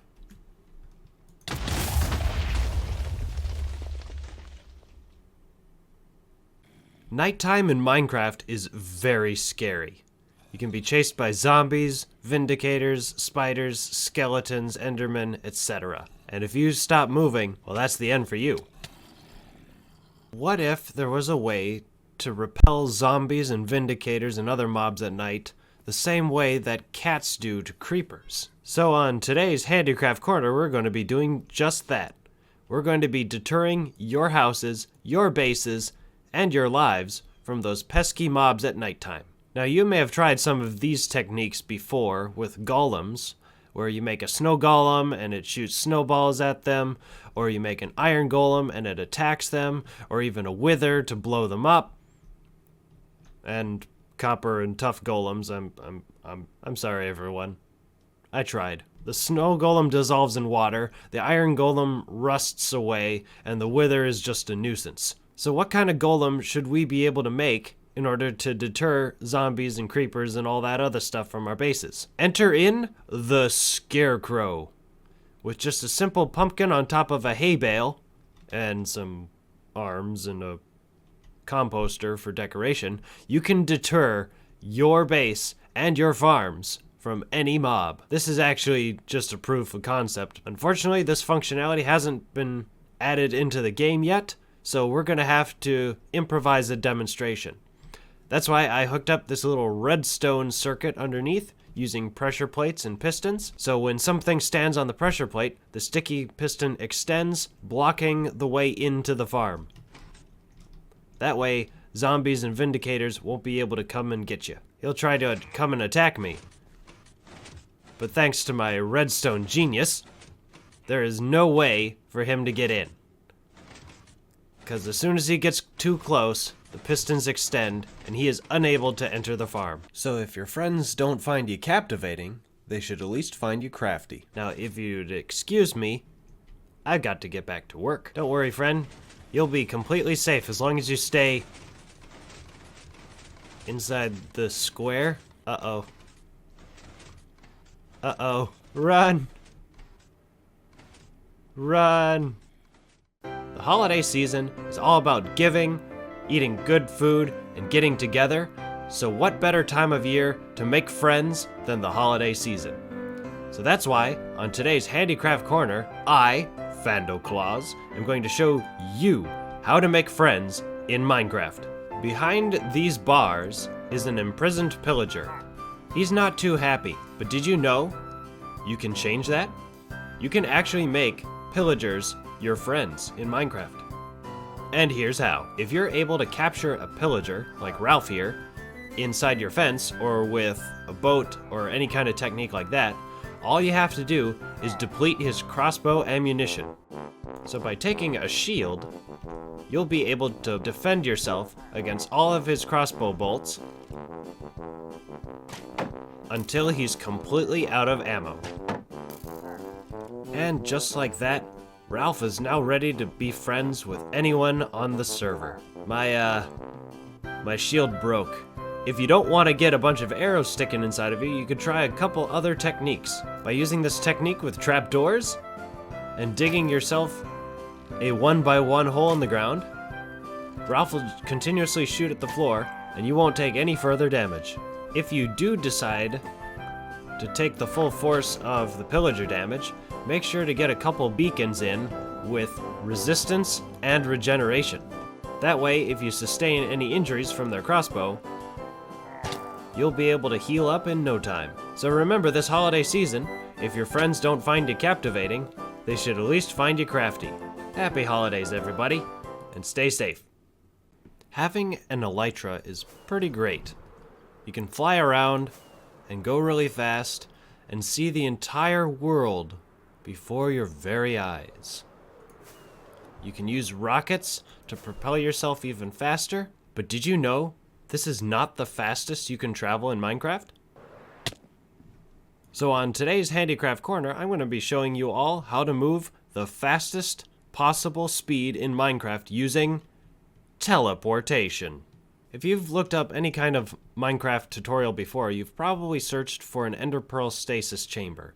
It is a 7-block deep shaft of water with soul sand at the bottom that you can throw an ender pearl inside of, and it will keep the ender pearl active as long as it's floating in the bubble stream.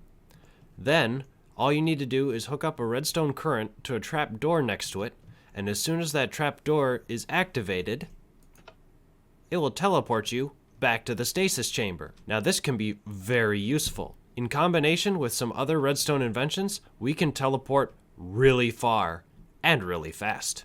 The first redstone invention that we're going to be using is Etho's Hopper Timer, and all we have to do to activate this is put in a number of resources to increase the timer here.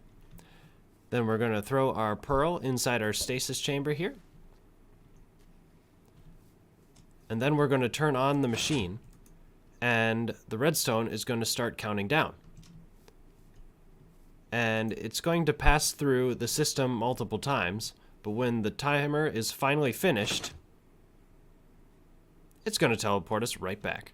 By using this method, we can activate the timer and wander around gathering resources or engage in PvP with our friends, and when the timer reaches 0, we'll be instantly teleported back to our stasis chamber, safe and away from harm, and leaving our friends very confused.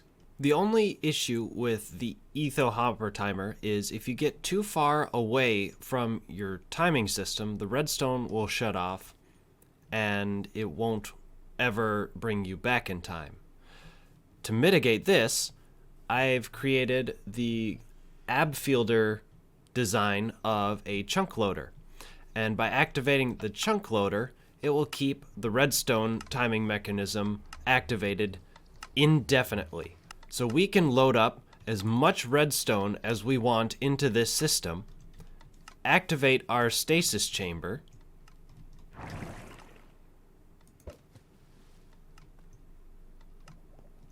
and it will stay active the entire time.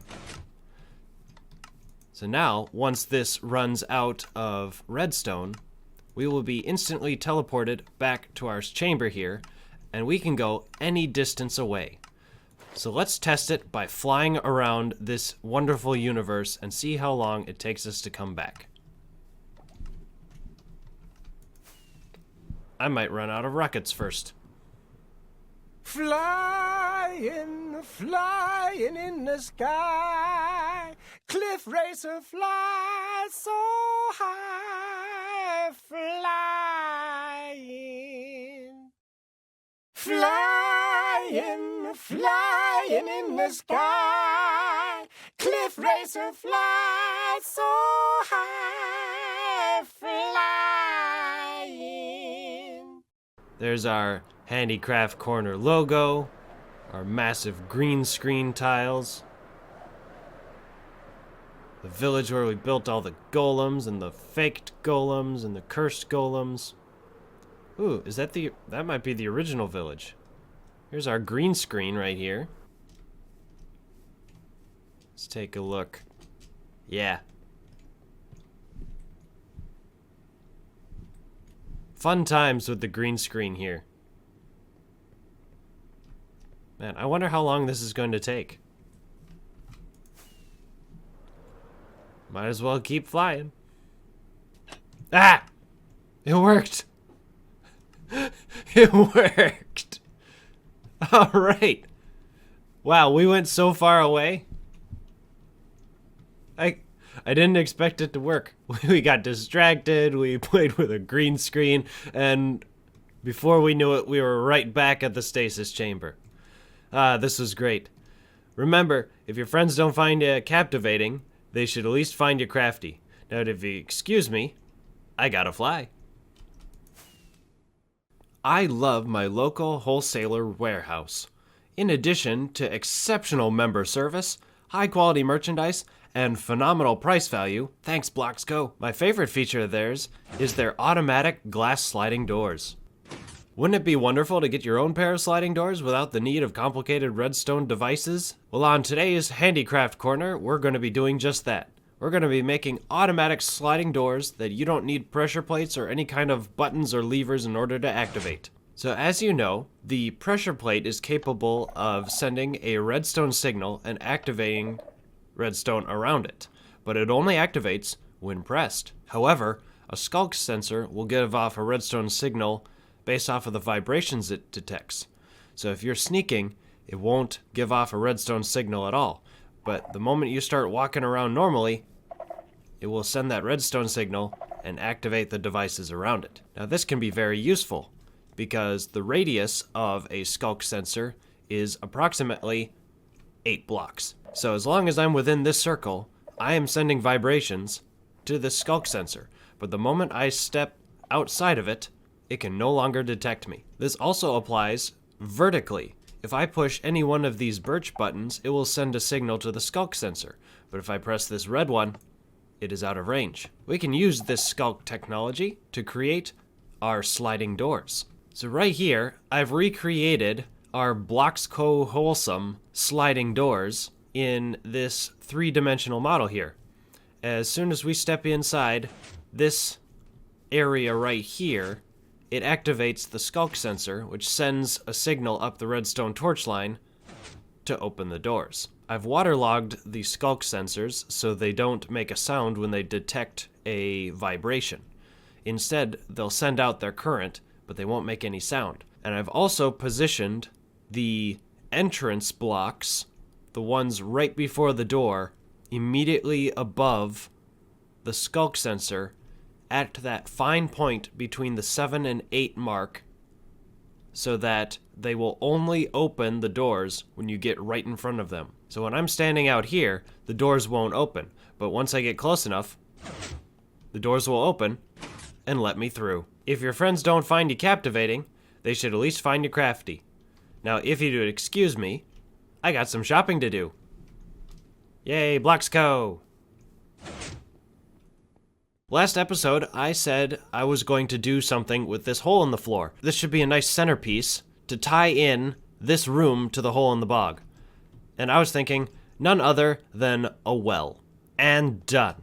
We have the well in the room of the Rattlin tree. It's a well. It's not a rare well, nor is it a Rattlin well. So how can we turn this well into something that's rare and Rattlin, maybe something with redstone? So on today's Handicraft Corner, we're going to be doing just that. We're going to be turning that regular old well into a rare well and a Rattlin well using the power of redstone. So what we're going to need to turn our well, our ordinary basic well, into a redstone well is simply by having some sort of flying machine. What happens when we put a redstone flying machine inside of a well? The answer is an elevator. By putting in a redstone elevator, we should be able to turn our little flying machine into something we can use to traverse the entire length of the Rattlin tree down into the hole in the bog. This design here is very similar to the design I was just using. It is by Doomfish. It is a callable 2x2 elevator, meaning that if I press the activation button here at the bottom, I'll be able to ride the elevator all the way up to the top, and vice versa. However, let's say the elevator was not in the location where I currently was. Thanks to this callable system, I can hit the button on the top, and it will send the elevator to my position. This ingenious method utilizes the idea of block updates from leaves touching oak logs. So when the button is pressed, the piston sends a oak log to the oak leaves, which is observed by the observer. So this will send a redstone current to the next piston, which will throw another oak log into the leaves, which can continue an indefinite amount of time. Yeah, there's the first flying machine. I can extend this however vertically or horizontally I want to the position of the platform here. And then all we need is a redstone pulse extender to make sure that the calling portion of the apparatus finishes its redstone duration before the elevator arrives at the platform. There you have it, the Doomfish redstone elevator.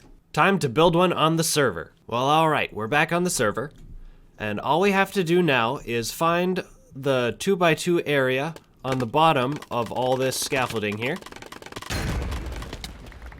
Whoops. So we made it to the bottom of the hole, and we got ourselves slimes. Obviously, the hole in the bottom of the bog is a lot bigger now, and there's slimes down here. Ooh, beacon. Now that we found our center point, we want this to be flush with the surface of the hole down here. So we want to dig 5 blocks down. And then on the 6th block, we want our obsidian down there. This will serve as our base platform. We're going to widen out the area so that we have room to build our contraption. And then we can start thinking about sending it back up. Okay, we got our basic platform ready here. All we need to do now is build the flying machine itself. And the flying machine consists of just 4 basic components. You got your slime blocks, which you place on the bottom. You put a sticky piston facing upwards right here. you add a sticky piston facing downwards right here. And then you add 1, 2 more slime blocks on top, and then 4 more slime blocks on top of there, and then your platform in which you will ride. After we get our platform on top, we're going to place an obsidian block so it doesn't move, because we're going to be placing some observers next. Now, the placement of the observers is super important, and we want our first observer facing the opposite way of this block right here. Right, you know you've placed it right when they're talking to each other like that. Break this one. You should see the face facing away from the flying machine. That way it will send a redstone current into this slime block right here, which soft powers this sticky piston, propelling the flying machine upward. Next, we're going to want another observer right here facing into this slime block right here. Delete this one, and then this one will detect movement outside here, sending power into this one, which soft powers this sticky piston, retracting the rest of the machine to follow the machine upward to the top of the tree. So this is all ready to go and start flying, but we need to make sure that it will stop when it reaches the correct destination. So what we want to do next is head on back to the top of the tree and prepare our receiving end. The next step here is very important. Remember those observers we just placed? We got to make sure that we line up the next redstone function with the top observer. So what I've done is I've gone ahead and made this little arrow here and some scaffolding to show where the top observer is, because we need to line up the next bit of redstone to this top observer right here, approximately right here. And then we're going to put a sticky piston right there, and then a normal piston right here. So when these blocks extend, they're going to stop the flying machine in its tracks flush with the ceiling. Now all we have to do is hook the redstone up to these devices so they work. So after we get our redstone hooked up here, we're going to want some torches, which I have some torches somewhere. Not just any torches, redstone torches. This one right here. And then redstone dust. Perfect. Let's put a repeater here. And we're going to put some redstone dust on top here. And this is where we start our redstone pulse extender. Some more dust on this side, and not repeaters, but comparators this time. And we want 2 facing this way and 2 facing away from it. This will create a continuous cycle of comparatorization that will gradually decrease its own redstone signal, causing a delay in keeping this torch off. Just enough time to release the mechanism and send it down to the bottom. Of course, now what we need to do is hook up our redstone signal extender to some form of mechanism atop the elevator/well so that we can send this whole machine and contraption back down to the bottom. I recommend redstone and a button.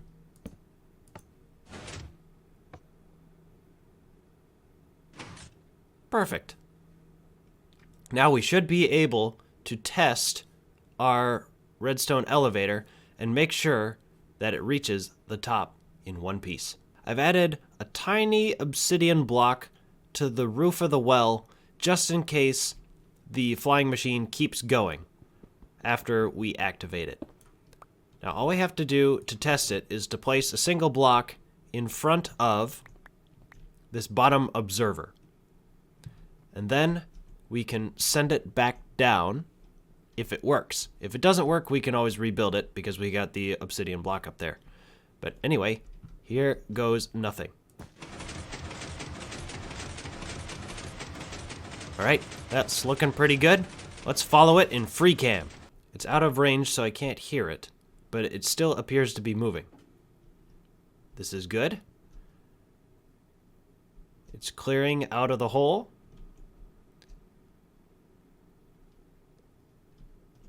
And it has stopped on some material here.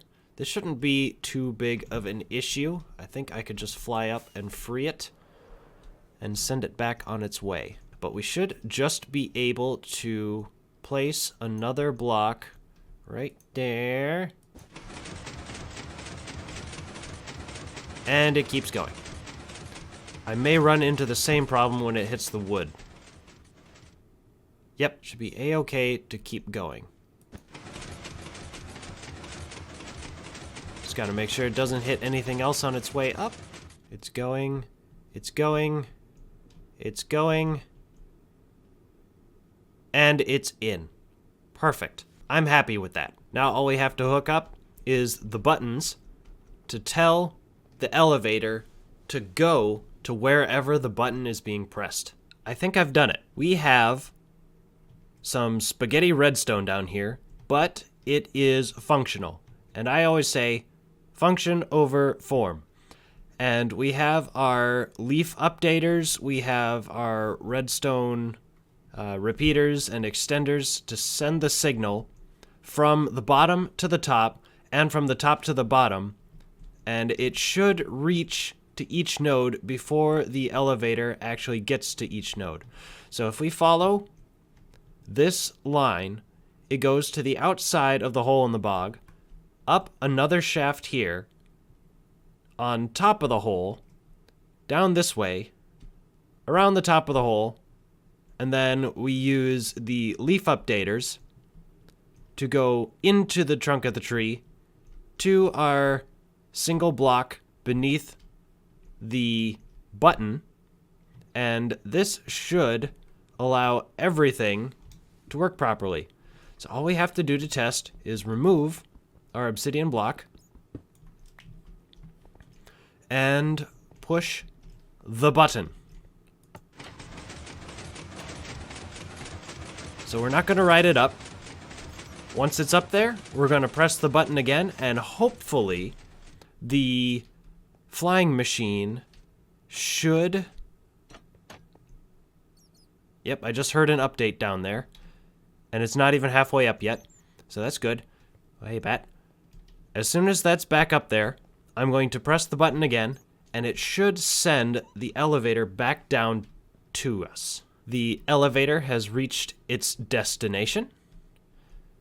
And we have our safety block up there. It stopped where it should have. That's perfect.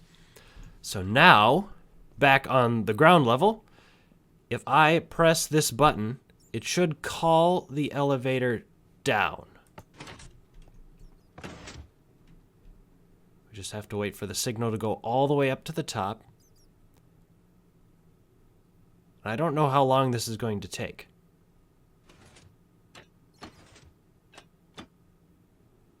Okay, so it's come back down to us, but I don't see the elevator moving. I might have to get into the camera account to see what happens.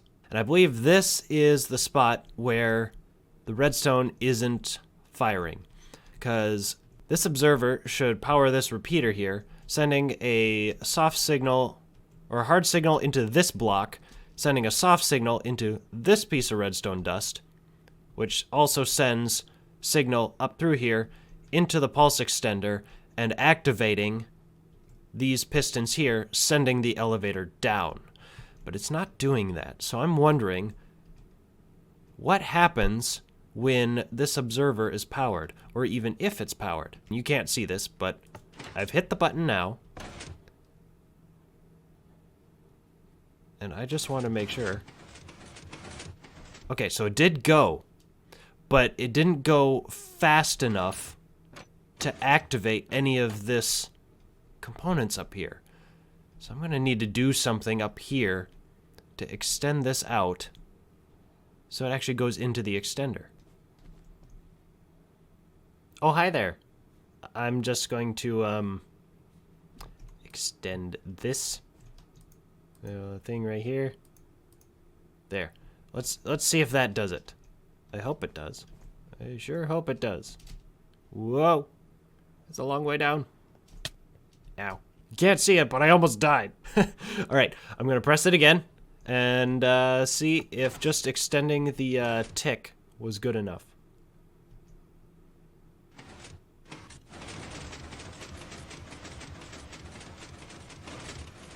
Well, that's good. That sounds really good. There comes the elevator. So we got it to work from pressing the button at the bottom. But what happens when we press the button from up top? I'm gonna go find out. So here we are on the top of the well, and we have the button right here, and I'm going to see if the elevator will make it to the top when it's not here, and I press the button to call it up. Alright, here we go. Okay. I'm hearing some components. I'm seeing them go. It looks like it's going. It is definitely going. This is perfect. I have a redstone elevator that works both ways, no matter where it is, top or bottom. I can call it, and I can send it down. This is wonderful. Excellent. So yeah, now the only thing left to do is decorate it. And unfortunately, I'm just here for the technical part. That's more of a druid thing to do the decoration. So, remember, if your friends don't find you captivating, they should at least find you crafty. Now, if you would excuse me, I gotta change. Ocean monuments are a wonderful source of loot. Whether you're in the market for sponges, its hidden gold blocks, or just the sea lanterns, you're likely to encounter one in your Minecraft journey. However, the Elder Guardians pose a significant threat to one's hopes of creating a prismarine farm with their powerful magic attacks and the dreaded mining fatigue effect. So on today's Handicraft Corner, I'm going to be showing you all how to cheese your way through an ocean monument using the Handicrafter's secret weapon, TNT. But wait a minute, how do you use TNT? Isn't it useless underwater? That's right, if you try lighting a TNT underwater, it's not going to do any damage at all.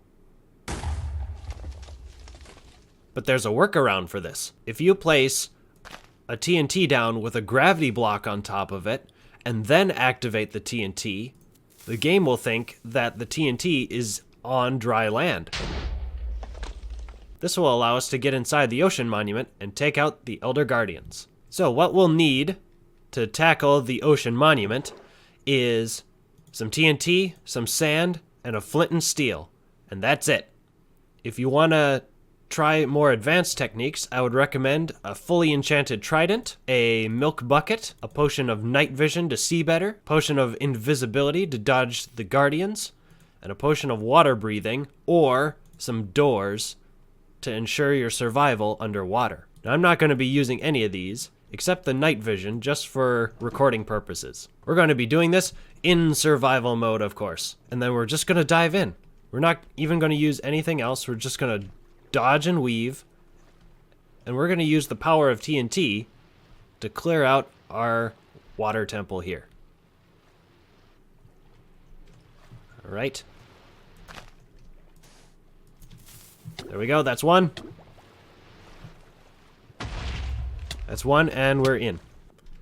Okay, maybe I do need invisibility after all. Okay, take two. And I'm gonna grab some doors just so I can breathe underwater.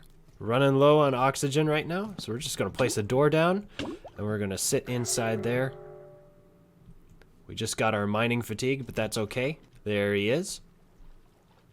And we're gonna give him a little present. And don't be afraid to just, like, really box him in with that TNT.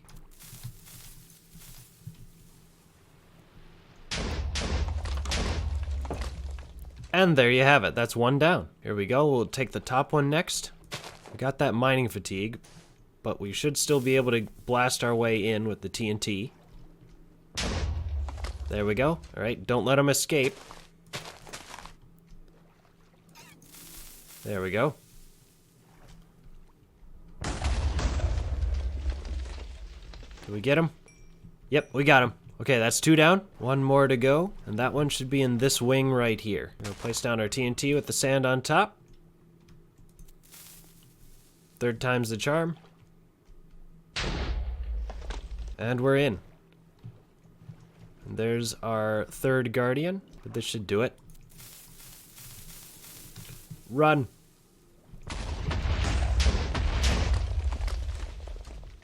That almost worked.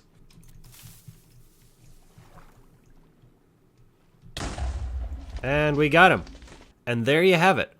1 ocean monument cleared out and ready for converting into farming. So remember, if your friends don't find you captivating, they should at least find you crafty. Now, if you'd excuse me, I got some sponges to get. If you've ever built one of these, you've likely had to fight one of these. Sure, the Nether Star is a pretty prize, but what if you didn't have to go through all the hassle of fighting a wither? So on today's Handicraft Corner, I'm going to be showing you how you can cheese the wither fight in the end. When a wither is wreaking havoc across your Minecraft world, there are only 2 blocks that the wither cannot destroy, and that's Bedrock and reinforced deep slate. If you make your way to the end, you'll notice that the fountain in the middle of the big island is made out of bedrock. So all you have to do is hollow out a little chamber underneath the bedrock fountain, and you'll be able to trap a wither underneath of it, making it very easy to cheese. Once you've hollowed out an area for your wither summoning platform, find the exact middle of the fountain and turn it into a T pattern of obsidian blocks right here. Make sure that the tail of the wither is in the exact center. Then all you need to do is place soul sand on top of the obsidian and place the wither's skeleton skulls sideways so that the wither is in the exact center of the platform. When the wither charges up, he'll be stuck in the platform and do no damage whatsoever. Now he is suffocating in there, so you're gonna have to act fast. Wow, that was fast. So remember, if your friends don't find you captivating, they should at least find you crafty. Now if you would excuse me, whether you like it or not, it's time to start the episode. First, we cheesed our way through an Elder Guardian fight. Then we cheesed our way through the Wither fight. So on today's Handicraft Corner, we will be once again cheesing our way through another boss mob. This time, it's the Ender Dragon. And remarkably, the only thing you're going to need for this fight is a bunch of beds. So all you have to do is head on into the end, climb up to the center of the island where the dragon is flying around. Don't even bother with the Endermen or the crystals. All you have to do is get up to that central pillar there and put down a bed. I should have brought some tools. Mine some endstone. It wouldn't be Handicraft Corner without a couple mishaps. Make sure to grab a couple pieces of endstone and use them to reach the central pillar. Then place a bed. Then whenever the Ender Dragon comes to the center pillar here, all you have to do is click on the bed. Oh, what have I done? What have I done? What have I done? Okay, this time we're playing it super safe. You're gonna do it? Get that hitbox. Get that hitbox.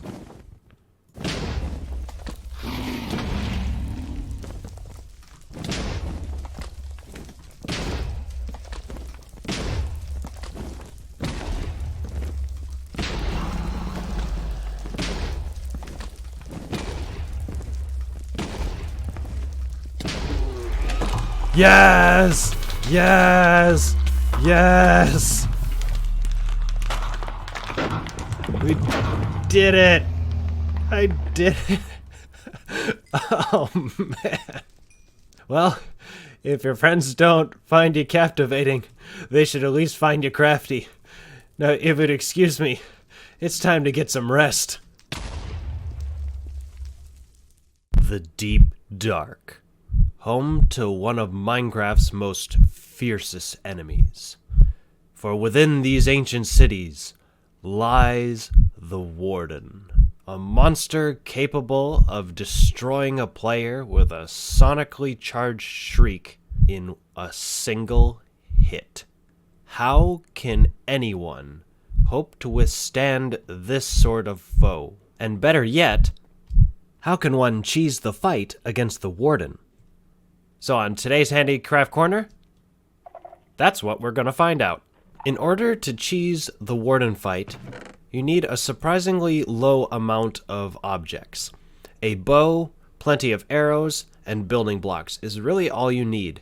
To be safe, I would recommend a totem of undying, as well as some food source, and some night vision potions just to make sure you can see. Armor doesn't really help against the Warden, but it may help against other mobs that may be in this dark area with you. And of course, golden apples for the regeneration effect. If the sonically charged shriek does hit you, you can regen with those. But I'm not going to be using that, and especially not melee weapons, because the Warden is at its most dangerous when you're up close. So before we get into it, a couple facts about Wardens that you should know is it takes them about 6.7 seconds to spawn in after a Shrieker alerts the Warden to your presence. So as long as you're sneaking around, you should be fine. And then after the Warden is summoned, it will take about 6 seconds before it can attack you, giving you plenty of time to set up the cheese. In addition, they have approximately 15 blocks of horizontal range with their shriek attack and 20 blocks of vertical range. So make sure to keep your distance and keep that bow handy. Let's cheese the Warden. So I'm going to chug a night vision potion so we can see slightly better in this ancient city. And I'm going to head on over to a place where I see a Shrieker, which there are plenty to choose from, but I want to get somewhere next to one of the walls of the ancient city here, because the fewer blocks I have to place, the better chance I have of cheesing this Warden. Ah, perfect. Right here. So there's a Shrieker in this wall here, and there's a sensor right next to it. Now, I'm going to start making some building block walls around this particular area, because if I can wall off the area in which the Warden spawns, then the Warden will not be able to leave this square. So let's test it out by making some noise next to this sensor here. Okay. There he is up there. He's on the top. Not an ideal location.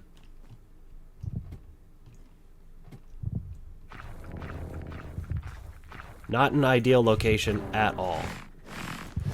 However, hope is not all lost.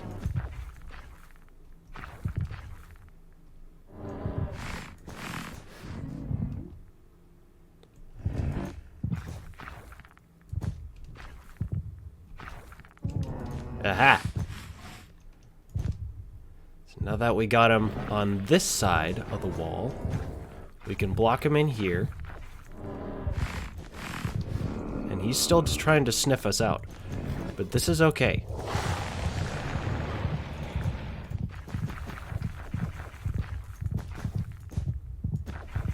We're okay for now. Up. Okay, so that didn't work out the way I planned. It never does. That's okay. This one might be our best bet. Because we need a good 6 seconds, and we need that Warden to spawn in somewhere close to us. And the fewer places we give it to run away, the better. So I'm going to go ahead and set up a little perimeter of wool Okay, time to trigger the trap.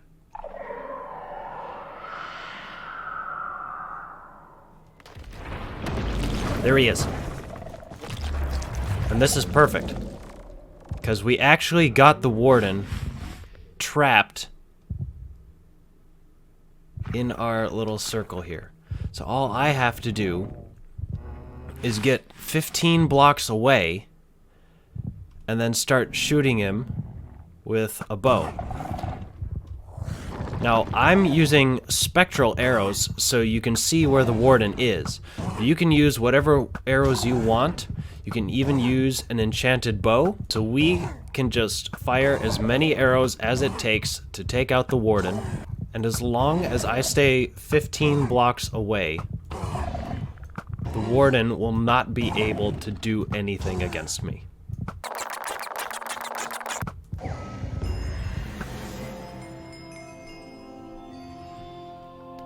And there you have it. There's the catalyst. So if your friends don't find you captivating, they should at least find you crafty. Now, if you'd excuse me, I gotta go spread some skulk. Uh-oh.